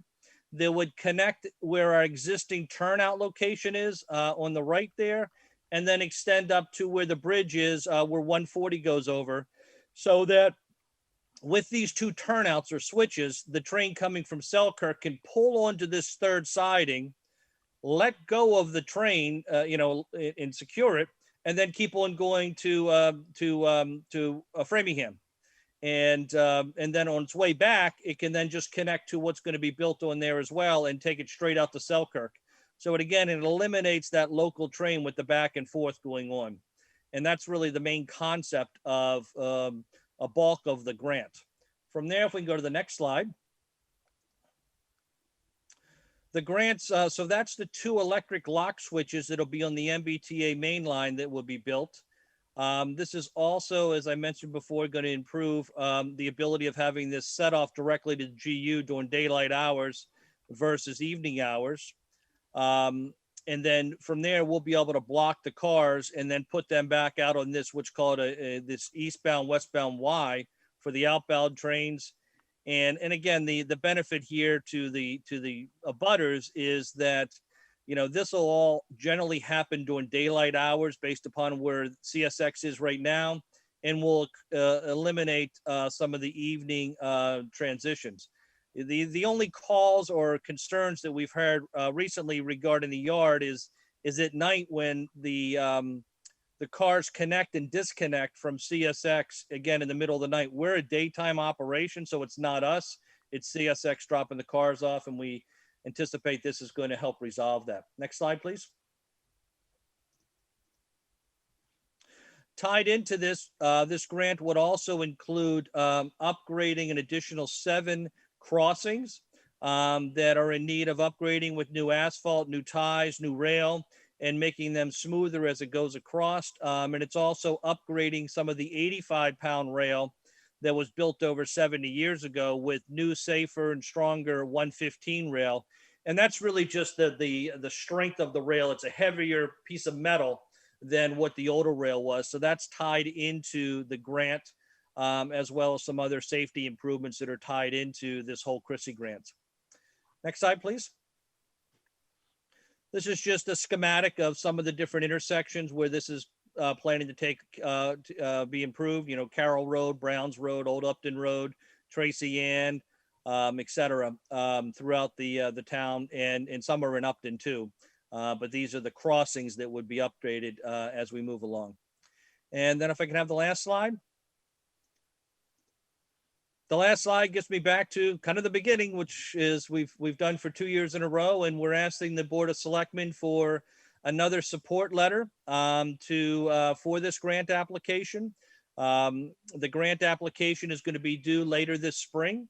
And with this is I want to actually get some additional letters of support than we had before, along with Congressman McGovern. We're going to go to Congressman Neal. We're going to go to our senators, and we really believe that we know the grant passes muster with FRA, and now we want to take the extra time right now and make sure we get some additional support. So with the change of White House, that we'll be able to have the grant released to us this year. All right, thank you, Mr. Malinowski. Does anyone have any questions about the support of the Chrissy grant application in front of us tonight? All right, I think I can stop sharing. There we go. Go back to a normal view. All right, if there isn't any questions, I can entertain a motion. I move the board continue to support the Grafton Upton Railroad in their Chrissy grant application, and authorize the chairman to send a letter of support to the Federal Rail Association. Second. Motion made and seconded. Any discussion on the motion? Seeing none, all those by roll call, please. Mr. Fazio? Fazio, aye. Mr. Often? Often aye. Ms. Roy? Roy, aye. Mr. Frisbee? Frisbee, aye. Declare the motion carried. Thank you very much for coming in, Mike, for presenting. I'll get down there and get that letter signed for you. If there's anything else you need from us, just feel free to reach out. Evan's here now, so we've got some full-time staff in there, and we appreciate your patience with everything. Great. Well, thank you very much. And again, the offer stands. If anybody wants to come down and visit the facility and see what we do, more than happy to give a tour and provide any detailed information you're looking for. So thank you very much, and I appreciate the vote tonight. Thank you. Have a good night. Good night. Thank you. Okay, let me just get back to my agenda here. All right, so I know we're going to come back in a few minutes and we're going to discuss special municipal employees, but we're going to go through a couple things tonight. Do I have a motion for resignations for Mrs. Beth Patch? I move the board vote to accept the resignation of Beth Patch and send her a letter of thanks. Second. Motion made and seconded. Do I have any discussion? Seeing none. All those by roll call, please. Mr. Fazio? Fazio, aye. Mr. Often? Often aye. Ms. Roy? Roy, aye. Mr. Frisbee? Yeah. Peter Carlson, I declare the motion carried. Next up, resignation of Miss Melissa Lackey from Disability Commission. I move the board vote to accept the resignation of Melissa Lackey from the Disability Commission and send her a letter of thanks. Second. Motion made and seconded on the resignation. Any discussion? Seeing none. All those by roll call, please. Mr. Fazio? Fazio, aye. Mr. Often? Often aye. Ms. Roy? Roy, aye. Mr. Frisbee? Yeah. Peter Carlson, aye. Declare the motion carried. Evan, can we make sure that we post that committee vacancy on the webpage as soon as possible so they can get someone to fill in from the office? Thank you.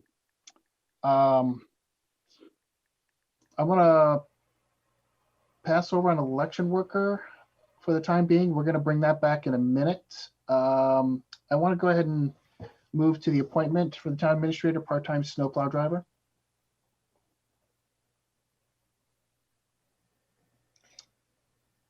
I move to affirm the appointment of Damian Jerry, Jerry as a part-time snowplow driver. Second. motion made and seconded for the appointment. Any discussion? Seeing none. All those by roll call, please. Mr. Fazio, Fazio, aye. Mr. Often, Often aye. Mr. Roy, Roy, I. Mr. Frisbee. Aye. Declare the motion, Peter Carlson, I declare the motion carried. Are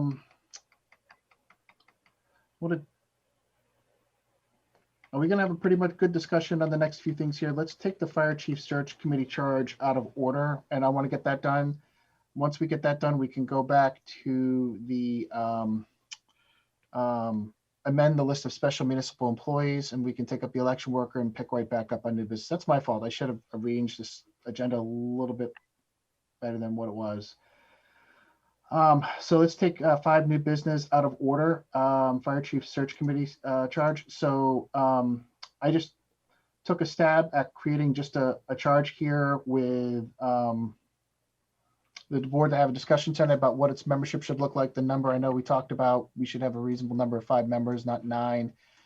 But I wanted to ask the board, get its input tonight as to confirm the makeup and the number of the committee. Who do we want to have on the committee? Any staff members on the committee that we would like to include? And then set a date in here, and that way we can work backwards. So I'll open this up to the board. Any ideas or thoughts? Discussion? Mr. Fazio. Thank you, Mr. Chair. I actually have a question for Mr. Prisby, since you just sat on the screening committee for the TA, and just, you know, what like your insight on what worked, what didn't work. Is 9 too many people for this? Is 5 too little? And, you know, I think you're probably the best person on this board right now to start the conversation. So thank you. My only concern with a larger committee, when you're looking for something that's time sensitive and to turn it around, like I think we are here, is around the holidays. Honestly, it became tough to get 9 people to be in a meeting. When you're interviewing people, it's you know, you get about Evan, close your ears. We got a pile of resumes and we liked a lot of them, and we couldn't interview everybody because that's, to be fair to everybody, that's an hour.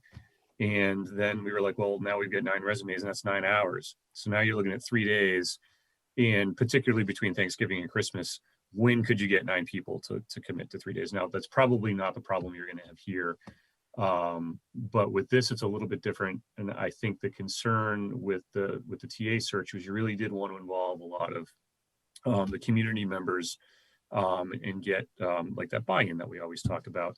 With the chief, I'm not sure that's as much of a concern. You're looking for sort of a very specified skill set, and you can probably get that without having too many cooks in the kitchen, and getting people's schedules to line up a little bit better. So I would say probably 5 would be good. Any other comments? Mr. Often. Thank you, Mr. Chair. Yeah, I agree. Smaller might be a little bit more efficient. I'll just go through my thoughts around the composition of it. I think it's important to have obviously some representation from the fire department. I would say a minimum of 2. I think the police chief is critical. They're going to have to work together, and obviously that's a key relationship. The TA is obviously a key relationship. And so that would be a couple from the fire department, police chief, TA, and then what we could consider if we wanted somebody from the select board, a select board representative. Alternatively, we could include somebody from finance. Obviously, this is going to be a strong chief, and you know, there's some implications there in terms of how this person would manage, you know, the budget and how they think about interacting with the town on budget related matters. So, you know, I don't have a really strong opinion either way. You know, obviously this position would, in the strong chief language, report to us. So technically this would be, you know, sort of our employee. So I think I could go either way on that, but that would be sort of my basic thoughts around the composition of it. Any questions or comments? Mr. Fazio? Yeah, thank you. I like what's been said so far. I'm comfortable with 5 members. I like what Mr. Often just laid out. I certainly wouldn't want to, if we had 3 people from fire who felt very strongly about being on this committee, I would not say no to that too. It's something that I would revisit if that came up. I think the police chief is a great idea. I guess my question for the board, and I'm on the fence on this, I just wanted to throw it out there. Because we're going to have a strong chief and because mutual aid is so strong in this area, do we want to consider bringing in someone from mutual aid from another community, or does that just kind of, especially if that, I guess what I'm saying is, especially if that person is a strong chief, they might be good for the conversation, but also containing this just to Grafton might, has its strengths too. So I just wanted to throw that out there as an option. And a board rep, I think, would be good too, if for nothing else, to report back to us how it's going and what's going on. So that's my input. Any other questions? Ms. Roy? So I know we're saying that we just want members of the fire community, but I didn't know if we should get more prescriptive with it and say a representative from Station 1, a representative from Station 2, and a representative from Station 3, specifically like that. And it doesn't necessarily mean they have to be a firefighter, but that station puts up their representative. Just like when we did the TA search committee, everybody picked a committee member from so many different boards and committees we had out there. But since it's a little bit of a different makeup, maybe they say, I want this person representing us, and maybe they're not necessarily a firefighter, but someone they all trust to represent their station. Any other questions or comments on that, Mr. Fazio? I 100% agree with Ms. Roy. I think that's a great idea. I think across the board, all these stations are going to have to work with the new chief, and to have a seat at the table is going to be really important. So maybe that does change the number a little bit too. We may change it from 5 to 7 if that's the case.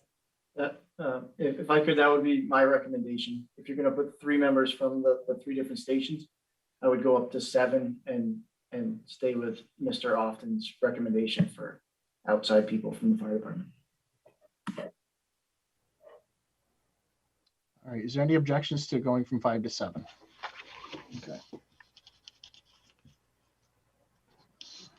So just recap real quick. So far, any objections? I don't see any objections to including the police chief, TA, 1 select board rep. So that's 3, and then 3 members from each one of the stations, whether they be command or non-command personnel, right? That's the only thing I want to ask, or their representative, obviously. But is there any thoughts to, getting that type of representation from the department? Just wondering, Mr. Chair, about the present fire chief. Whether that's input that would be welcomed, whether that presents an awkward issue.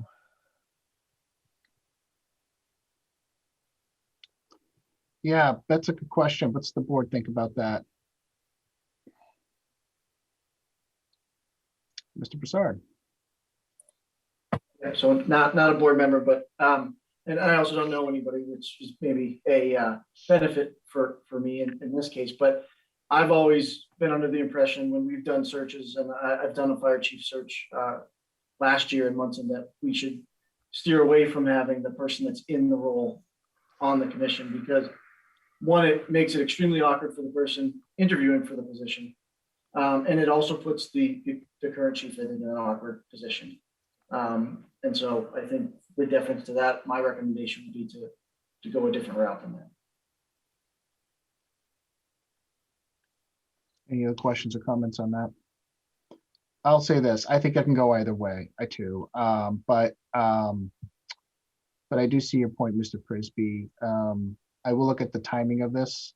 I know Chief Gauthier is extremely busy. I mean, think about it. The man has basically 2 full-time jobs. He has his full-time job during the day in which he manages, and then he protects us whenever the call comes, right? So I think we have to be concerned about, that group meeting on everyone being available to meet, because, you know, we're going from 5 to 7, to your point earlier, having a greater number sometimes can pose its own challenges of getting a quorum. Yeah, I mean, and part of it too, and I understand what Evan's saying. I just didn't want to actively disrespect the guy by thinking that, you know, we didn't even think about it. You know, he's been doing this for a long time, and it's just sort of the nature of the beast, I think, when you're moving on and making a big administrative change like this. All right. So my math is correct. We have 6 identified people that we want to make up a 7-person committee. Is there any thought about the 7th one? Member at large from the community?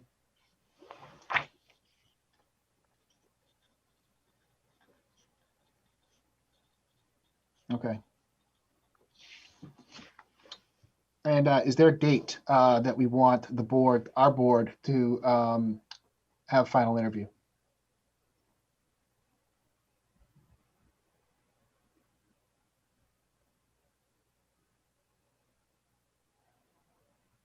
Want to hold on? Well, I kind of want to give them a date. I don't want this to be an open-ended thing and it goes to November. Mr. Fazio. Ed, can you remind us again how long we took for this? I was just, I wish I had pulled up the charge. I thought it was, I mean, this was a long one. This was, I believe it was 120 days, Okay. I think. 4 months sounds about right, because we did the charge in August. We got it rolling, and we presented the board with candidates basically by Christmas. So that seems like a reasonable amount of time for the search firm to come up with a list of candidates and to have everybody interview them, go through the multiple rounds, and then pick a finalist to present to the board.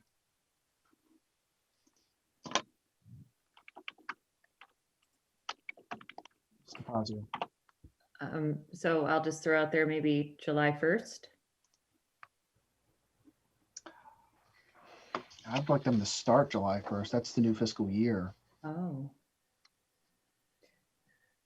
That's my thought. I don't know how the rest of the board feels. I was thinking June 1st to have the candidates presented to the select board.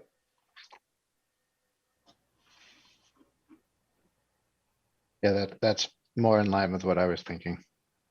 I think that gives enough time.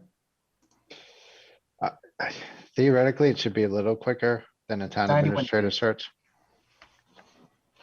Yeah, one of the things that really did hang us up, I mean, we could have wrapped up the TA search probably weeks before we did, if it hadn't been for the holidays and the logistics. So I think that should be okay. And look, if the committee needs a little bit of additional time, we can always update the charge if we need to. But I think the target should be a little tighter than we had for the TA. And obviously, you know, it's a ticking time clock that we're on. Do Okay. we know when we might have a search consultant hired by? That's going to be my next action, is getting the board to take an official vote to go out for quotes for search firms. And that should come back to us relatively. I mean, we had that back, I think, for the TA search, what, like a week and a half, if I recall, when we went out. As a matter of fact, we didn't even take an official vote, and we were getting solicited information because people are watching the meetings. So I'm anticipating we're going to get emailed now. So check your inbox. That's my thought. So I don't think it's going to take us a long time to get somebody in here, Colleen.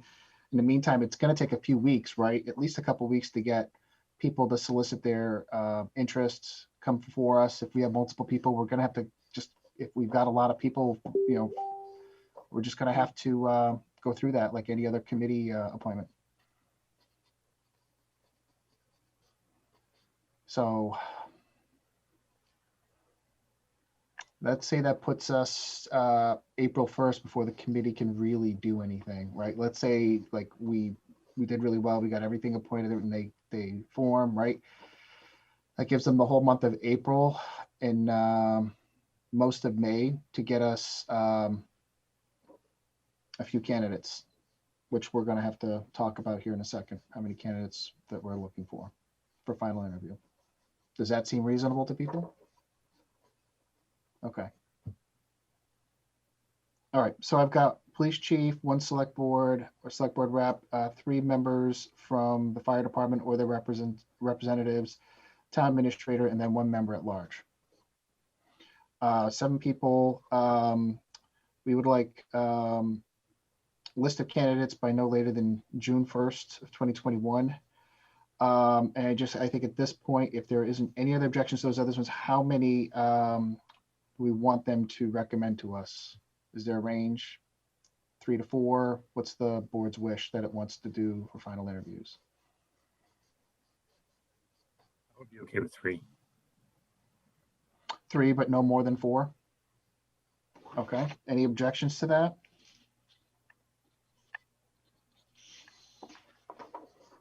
No? Okay. All right, you want me to read this from the top, just to make sure everyone gets what we're doing here? Okay, so membership will be 7 members appointed by the select board consisting of the following representations. Police chief, select board representative, 3 members of the fire department or their representatives, town administrator, and 1 member at large. Committee shall work with the hiring consultant to assist with the screening process to receive a number of qualified candidates for the fire chief position. The committee shall be responsible for determining the qualifications of the applicants and forward to the select board, and will recommend at least 3, but no more than 4 candidates for final interview by the select board. Reference checks are to be done by the hiring consultant and search committee, and query checks to be done with the town's query officer. Committee shall deliver to the select board a list of candidates for final interview by no later than June 1st of 2021. The committee will follow all applicable laws and bylaws of the town of Grafton and the Commonwealth of Massachusetts. Does that sound good? Can I have a motion to that effect? I move the board vote to accept the fire chief search committee charge as presented. Second. Motion made in second. Any discussion on the motion? Seeing none, all those by roll call, please. Mr. Fazio? DeFazio, aye. Mr. Often? Often aye. Ms. Roy? Roy, I. Mr. Prisby? Yeah. Peter Carlson, aye. Declare the motion carried. Thank you. All right, we'll get that published out on the town webpage, and then there is one other thing we need to take up tonight, and that is, can I get a vote from the board about whether or not it wants to select the companies to serve as the fire chief search firm? You want a motion for that? Yes, please. Okay, I move the board solicit companies to serve as the fire chief search firm. Do I have a second? Second. Motion made in second. Any discussion on soliciting companies for the fire chief search firm? Seeing none, all those by roll call, please. Mr. Fazio? DeFazio, aye. Mr. Often? Often aye. Ms. Roy? Roy, I. Mr. Frisbee? Yeah. Peter Carlson, aye. Declare the motion carried. Thank you. Now, I would like to take back amend list of special municipal employees. So I was supposed to get to you a whole list of committees, but we're still going through them right now. Myself and Mr. Broussard have been working with Ginny on getting some things solidified, but we didn't get word until like late today, so I couldn't get you the full list. But I would like the board tonight to consider adopting 2 committees tonight for the purposes of identifying them as special municipal employees, and that would be our Capital Improvement Planning Committee, CIPC, and the Fire Chief Search Committee to be identified as special municipal employees under the law in Massachusetts, which we don't even have listed here. Wow, I am not batting 1,000 tonight.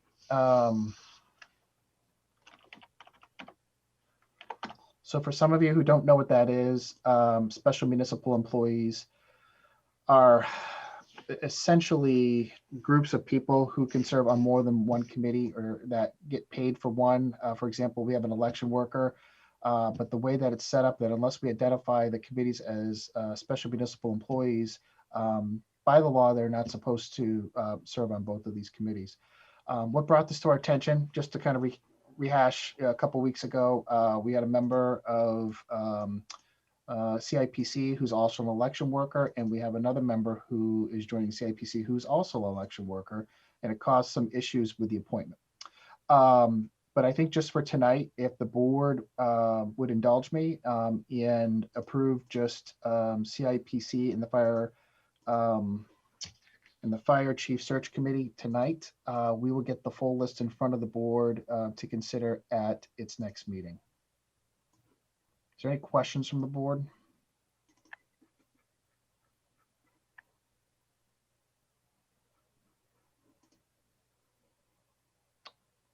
Does the board want to take a motion on that to that effect? I move the board adopt CIPC and the fire chief search committee to be included as special municipal employees. Second. Motion made and second. Any discussion on the motion of special municipal employees? Seeing none, all those by roll call, please. Mr. Fazio? DeFazio, aye. Mr. Often? Often aye. Ms. Roy? Roy, I. Mr. Prisby? Frisbee, aye. Peter Carlson, aye. Okay, declare the motion carried. Thank you very much for that. I'll have the full list to the board in its next packet for the 16th. Thank you. Next up here. You want to just do the election worker real quick? That's right. Yeah, thank you. Election worker for Kyle James, please. I move the board vote to appoint Kyle James as an election worker for a term to expire on June 30th, 2021. Second. Motion made and seconded. Any discussion on the motion of appointment? Seeing none, all those by roll call, please. Mr. Fazio? DeFazio, aye. Mr. Often? Often aye. Ms. Roy? Roy, I. Mr. Prisby? Frisbee, aye. Peter Carlson, I declare the motion carried. Thank you, Kyle. Okay, let's go back here to new business. 59 Pleasant Street Memorandum of Agreement and right of first refusal. All right, any questions? I know this has come back to us. We all received a memo from the party that was researching whether or not it could go out and purchase. We received a letter of thanks for indulging them, but they understood that they couldn't secure the funding. So this is in front of us again tonight. If there isn't any questions, I will entertain a motion. I move that the board vote to execute the memorandum of agreement between 59 Pleasant Street Properties LLC and the town of Grafton, in which the board agrees to waive its right of first refusal pursuant to General Law Chapter 61A to purchase the entity of the premise known as 59 Pleasant Street. Second. Motion made and second. Is there any discussion on the motion? All right, seeing none, all those by roll call, please. Mr. Fazio? DeFazio, aye. Mr. Often? Often aye. Ms. Roy? Roy, I. Mr. Prisby? Frisbee, aye. Peter Carlson, I declare the motion carried. Thank you. Next up here, we have recycling committee charge. Mr. Fazio, did you want to take the lead on this? You asked me to put this under for new business tonight. Sure. Thank you, Mr. Chair. I'll be brief. We put together a recycling study committee last year. I think it was back in June. It's on the in the packet.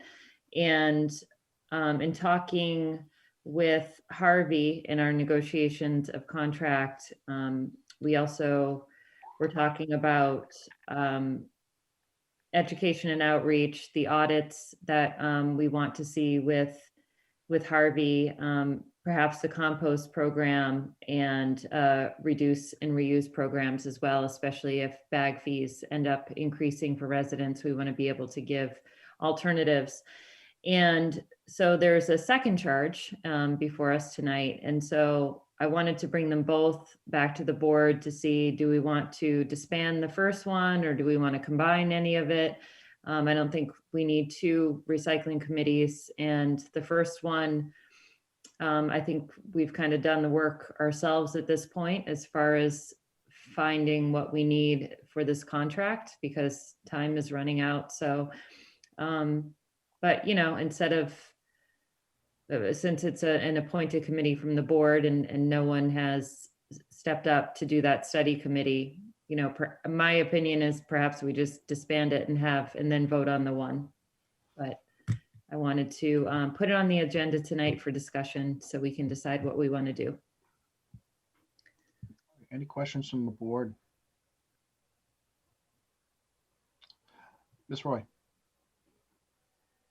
Doreen, since you're kind of spearheading this, what would your preference be, just disbanding the first charge and adopting the second charge?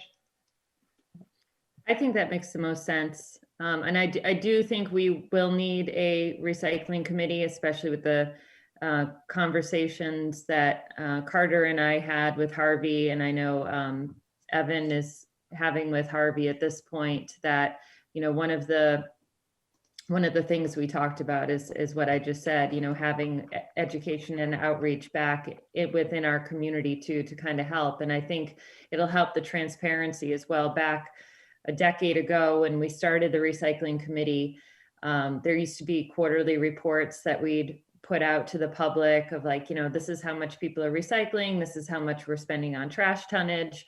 And I think it was really helpful, not just for the board at that time, but for residents to see. And obviously the recycling market was very different, so we were looking to really increase our recycling. But doing something like that, I think, will be helpful, so the public can be engaged on what we're actually paying for too, and what the increase of the bag fees, if again, once we have that conversation in the future, what they're paying for in this, and then offering options to offset any costs that come along with this new contract. So putting composting in place, or talking about not just recycling, but reduce and reuse. So I think all that is covered under the new charge, and that the old charge, to answer my very long-winded question to your very quick question, I think that just getting rid of the first one makes sense. But I'm a very big advocate of bringing the recycling committee back at this point in time. Any other questions?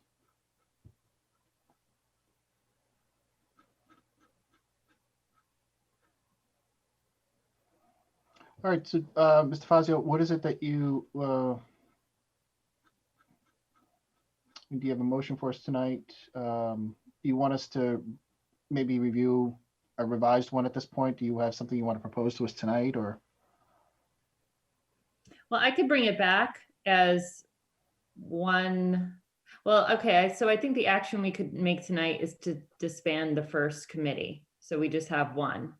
And then we can vote on a new recycling committee, maybe once Evan gives a little input and, you know, starts his relationship with Harvey, and we get closer to the contract, because I think, you know, we have the time to do that, and we may want to take another look at it. But if the board agrees, I could make a motion to disband the recycling study committee. I don't have it in front of me with the date. I think it's June 16th, 2020. That's my guess. I got it right. Oh, June 16th, 2020.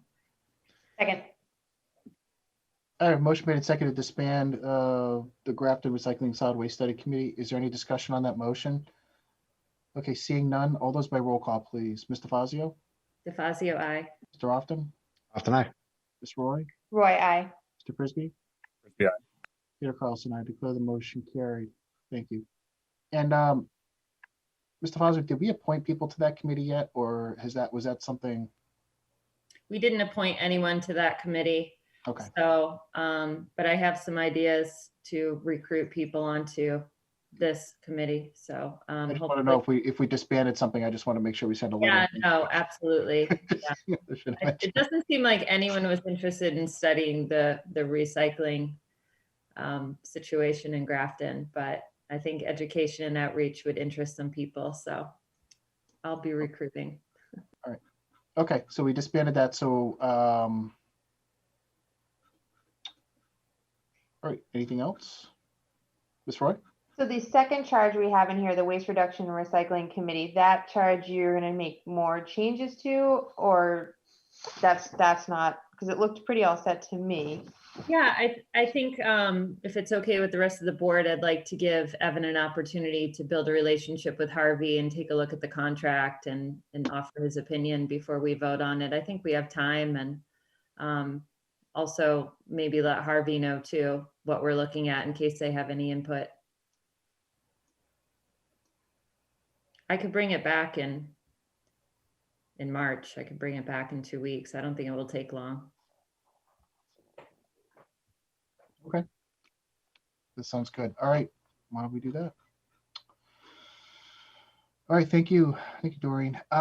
So next up here, let me just make sure we got everything here. We're going to bring back the full list of the special municipal employees at the 16th, minus the 2 that we just added. Okay, so we're on to select board TA reports. Anyone from the select board? I think we have a report here, Economic Development Commission for a restaurant campaign. Ms. Tavazio. Yeah, so the Economic Development Commission met last Monday, and we have money in the budget this year from a lot of things that we were unable to do that we were able to do in previous years. And one thought, and I know there's a correspondence from Eric Swenson, who's a committee member as well.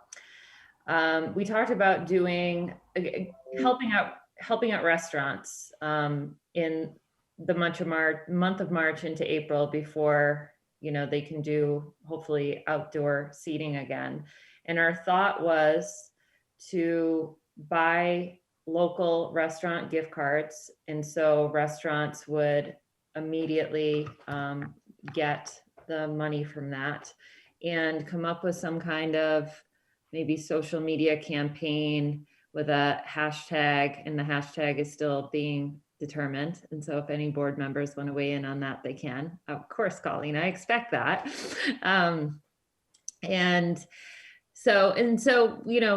That we're just enthusiastic about the thought of helping restaurants out, but also supporting Grafton, maybe doing a kind of like a theme each week and how we would run that. And it was just brought up to me like, hey, can you run this by the select board? We understand that the Economic Development Commission's charge is to do this, but in something as big as this, we would love the support of the board and for them to get involved and, take photos of where they're eating out and encourage other people to. So I just wanted to bring that up. That was really the base of the discussion. I will say before we kind of get into that too, we also spoke about 2027 Upton Street and that RFP from GSX, which is senior luxury apartments and beer garden and parking. So that's where I want to live when I'm over 55. I'll be just moving down there. So that's the information that, and maybe Evan, you can update the board. I don't remember if anything's happened since then, if we've finalized that that RFP, if that's coming before the board at some time. Have you heard anything on that? Yes, so I met with Chris McGoldrick earlier in the week, not this week, no, that was last week. At some point last week, and we went over that, so you should be seeing that in fairly short order. Great. I know he was working on that one, and then there's one other one that's coming up, which is escaping me right now, but yes, you should be seeing that rather soon. Great. Yeah, so it looked like I didn't see the proposal. I just heard from it through the commission. John gave us an update on that and said that the board should expect a presentation in the coming weeks. So 2 pretty exciting things coming before us. So I'll give it back to the chair to see if anyone has input on this. I'm excited to hear Ms. Roy's input. Any questions on Ms. Tavazio's update? Ms. Roy. Not a question, but I'll tell you what my hashtag is. Hashtag Grafton to go, hashtag G2G. Done. Did you stay up all night thinking of that? Because that's perfect. No. Sounds great. All right. Any other questions? Mr. Chairman, I actually have one more update too. G2, I'm just writing this down, G2G. The library committee building committee met last night as well. And we are within budget and within the time frame to have an opening date of June 8th. And so at this point, the interior is going to start to look like the actual interior. The paint and the doors and everything are going to be put on very soon. There was also a discussion I had with Evan earlier today about, as we start approaching the last 3 months of this project, of how can we do some PR work and get this information out to the public, specifically because we had a bigger contingency item with the, I'm very sorry about what's going on with my brain tonight. I'm talking very slow. I'm having some issues this evening. So bear with me. So the contaminated soil, we had some issues with, and that bill was larger than we expected it to be. So we want to be upfront and not, the people who obviously attend our meetings know what's going on, but we want to give the general public the good, the bad, and the ugly of what's going on with this library and get people to be really excited about this opening. So not only talk about the budget in more detail, but talk about what the interior is going to look like and what's being done, and the donors. We have $80,000 worth of donations for this library. I mean, that is unheard of according to people who are helping from outside the community. So we want to start thanking people and getting people excited. So I had mentioned during the committee meeting that we have a communication specialist now. And so I spoke to Evan today, and he's going to work with William on coming up with a program and a plan of how we can start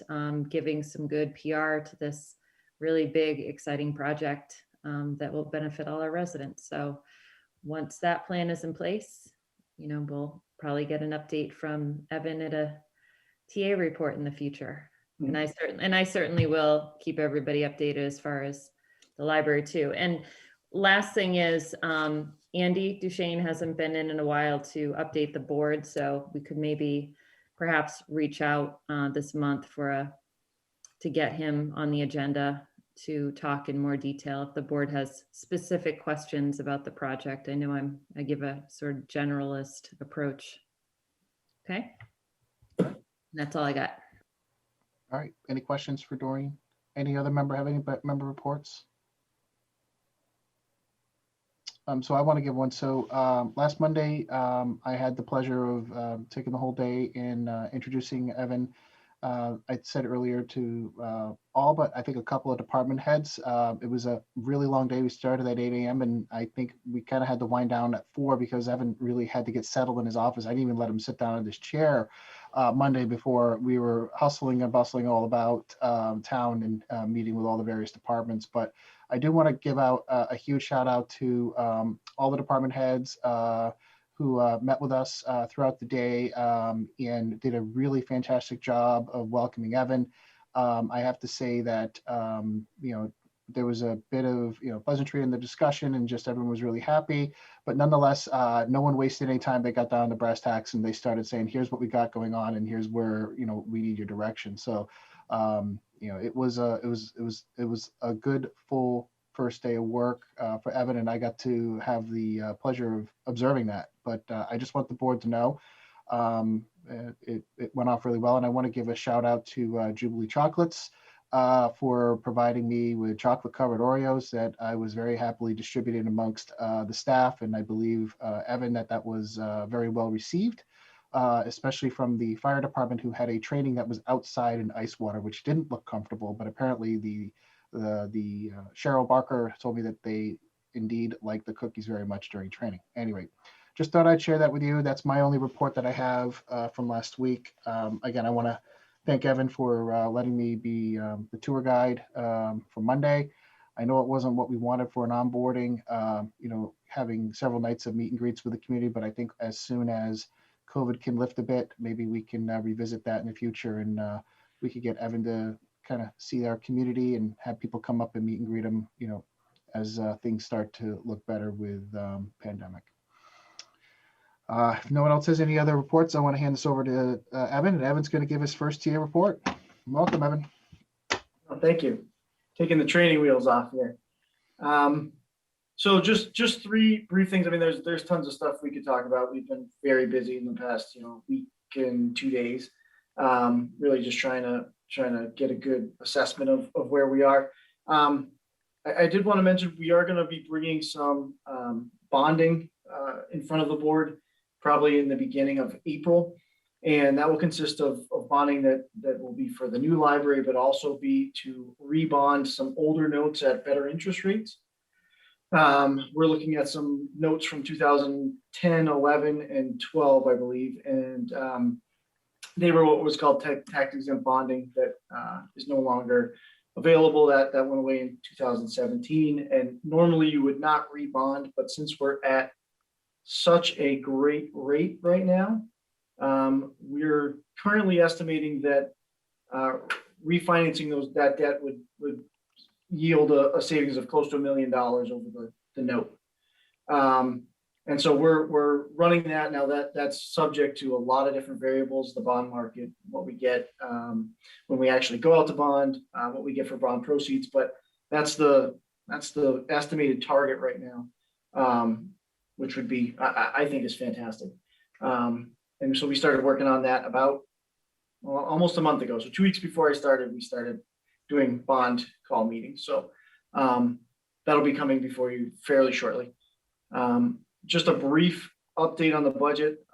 So I have been working with the finance director, Mary Loria, and William Blake, and we've been really drilling down on that. I think we've got a pretty good handle on what we're looking at. And I've also talked to the chair of the finance committee, Mark Haddad, and we're not going to slow anything down. We're going to keep the original schedule that finance committee already has. So I'm going to tell you that the budget will probably look really close to where it was when I got here.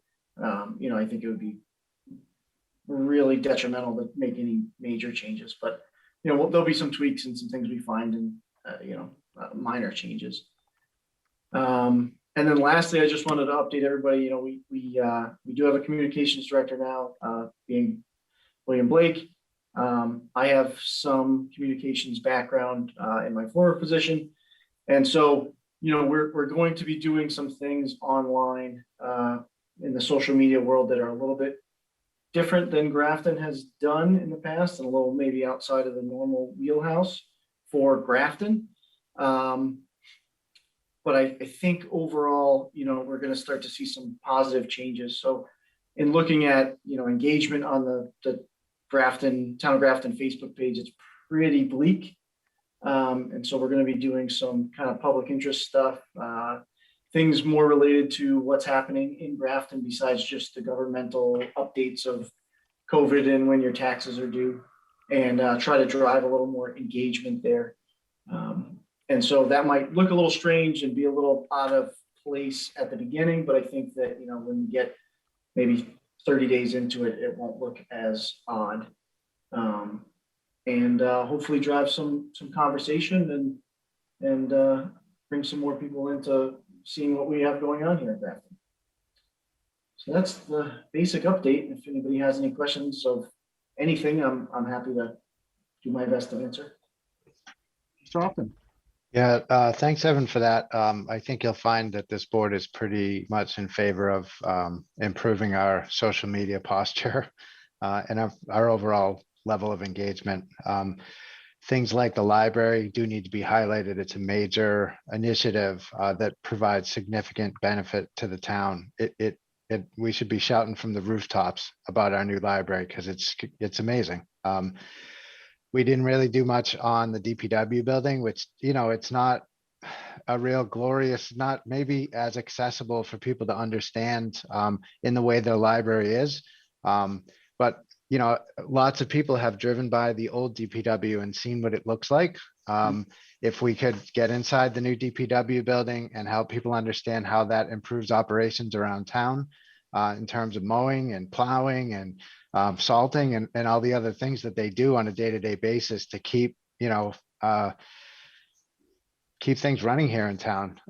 I think anything like that would be great. You know, highlighting grant opportunities with actual pictures of things that we've purchased with that money, helping people understand how aggressive and kind of forward thinking we've starting to become as far as chasing grants and applying and following through and making sure that we're, you know, getting as much outside money as possible. And then, you know, some of the fun stuff that's happening around town, it's, you know, that one of the great things about Grafton is the community here. And, you know, there's always things happening on the common and yeah, all over town, really. So I think you're not going to get any complaints from anybody on this board in terms of putting it out there on social media. All right, Mr. Fazio. Thanks. I just wanted to add too, that perhaps this Economic Development Commission project could also be highlighted on the Facebook page, and maybe there could even be incentives and opportunity for people to win local business gift cards by, you know, joining or clicking like on this Facebook page. And you know, we don't want people to, obviously they're not administrators, so they can't post pictures, but they could, you know, we could see new users on it and, you know, give incentives that way. And then obviously have maybe people around town who purchase gift cards or, you know, go to restaurants or even highlighting restaurants. I think there's also, along with all the things Mr. Often said, an opportunity for the economic development coordinator to get involved too and start highlighting some businesses. I think that would be a win-win. All right, any other questions or comments on the board? All right, thank you very much, Mr. Broussard. We did have some correspondence. Any questions on that?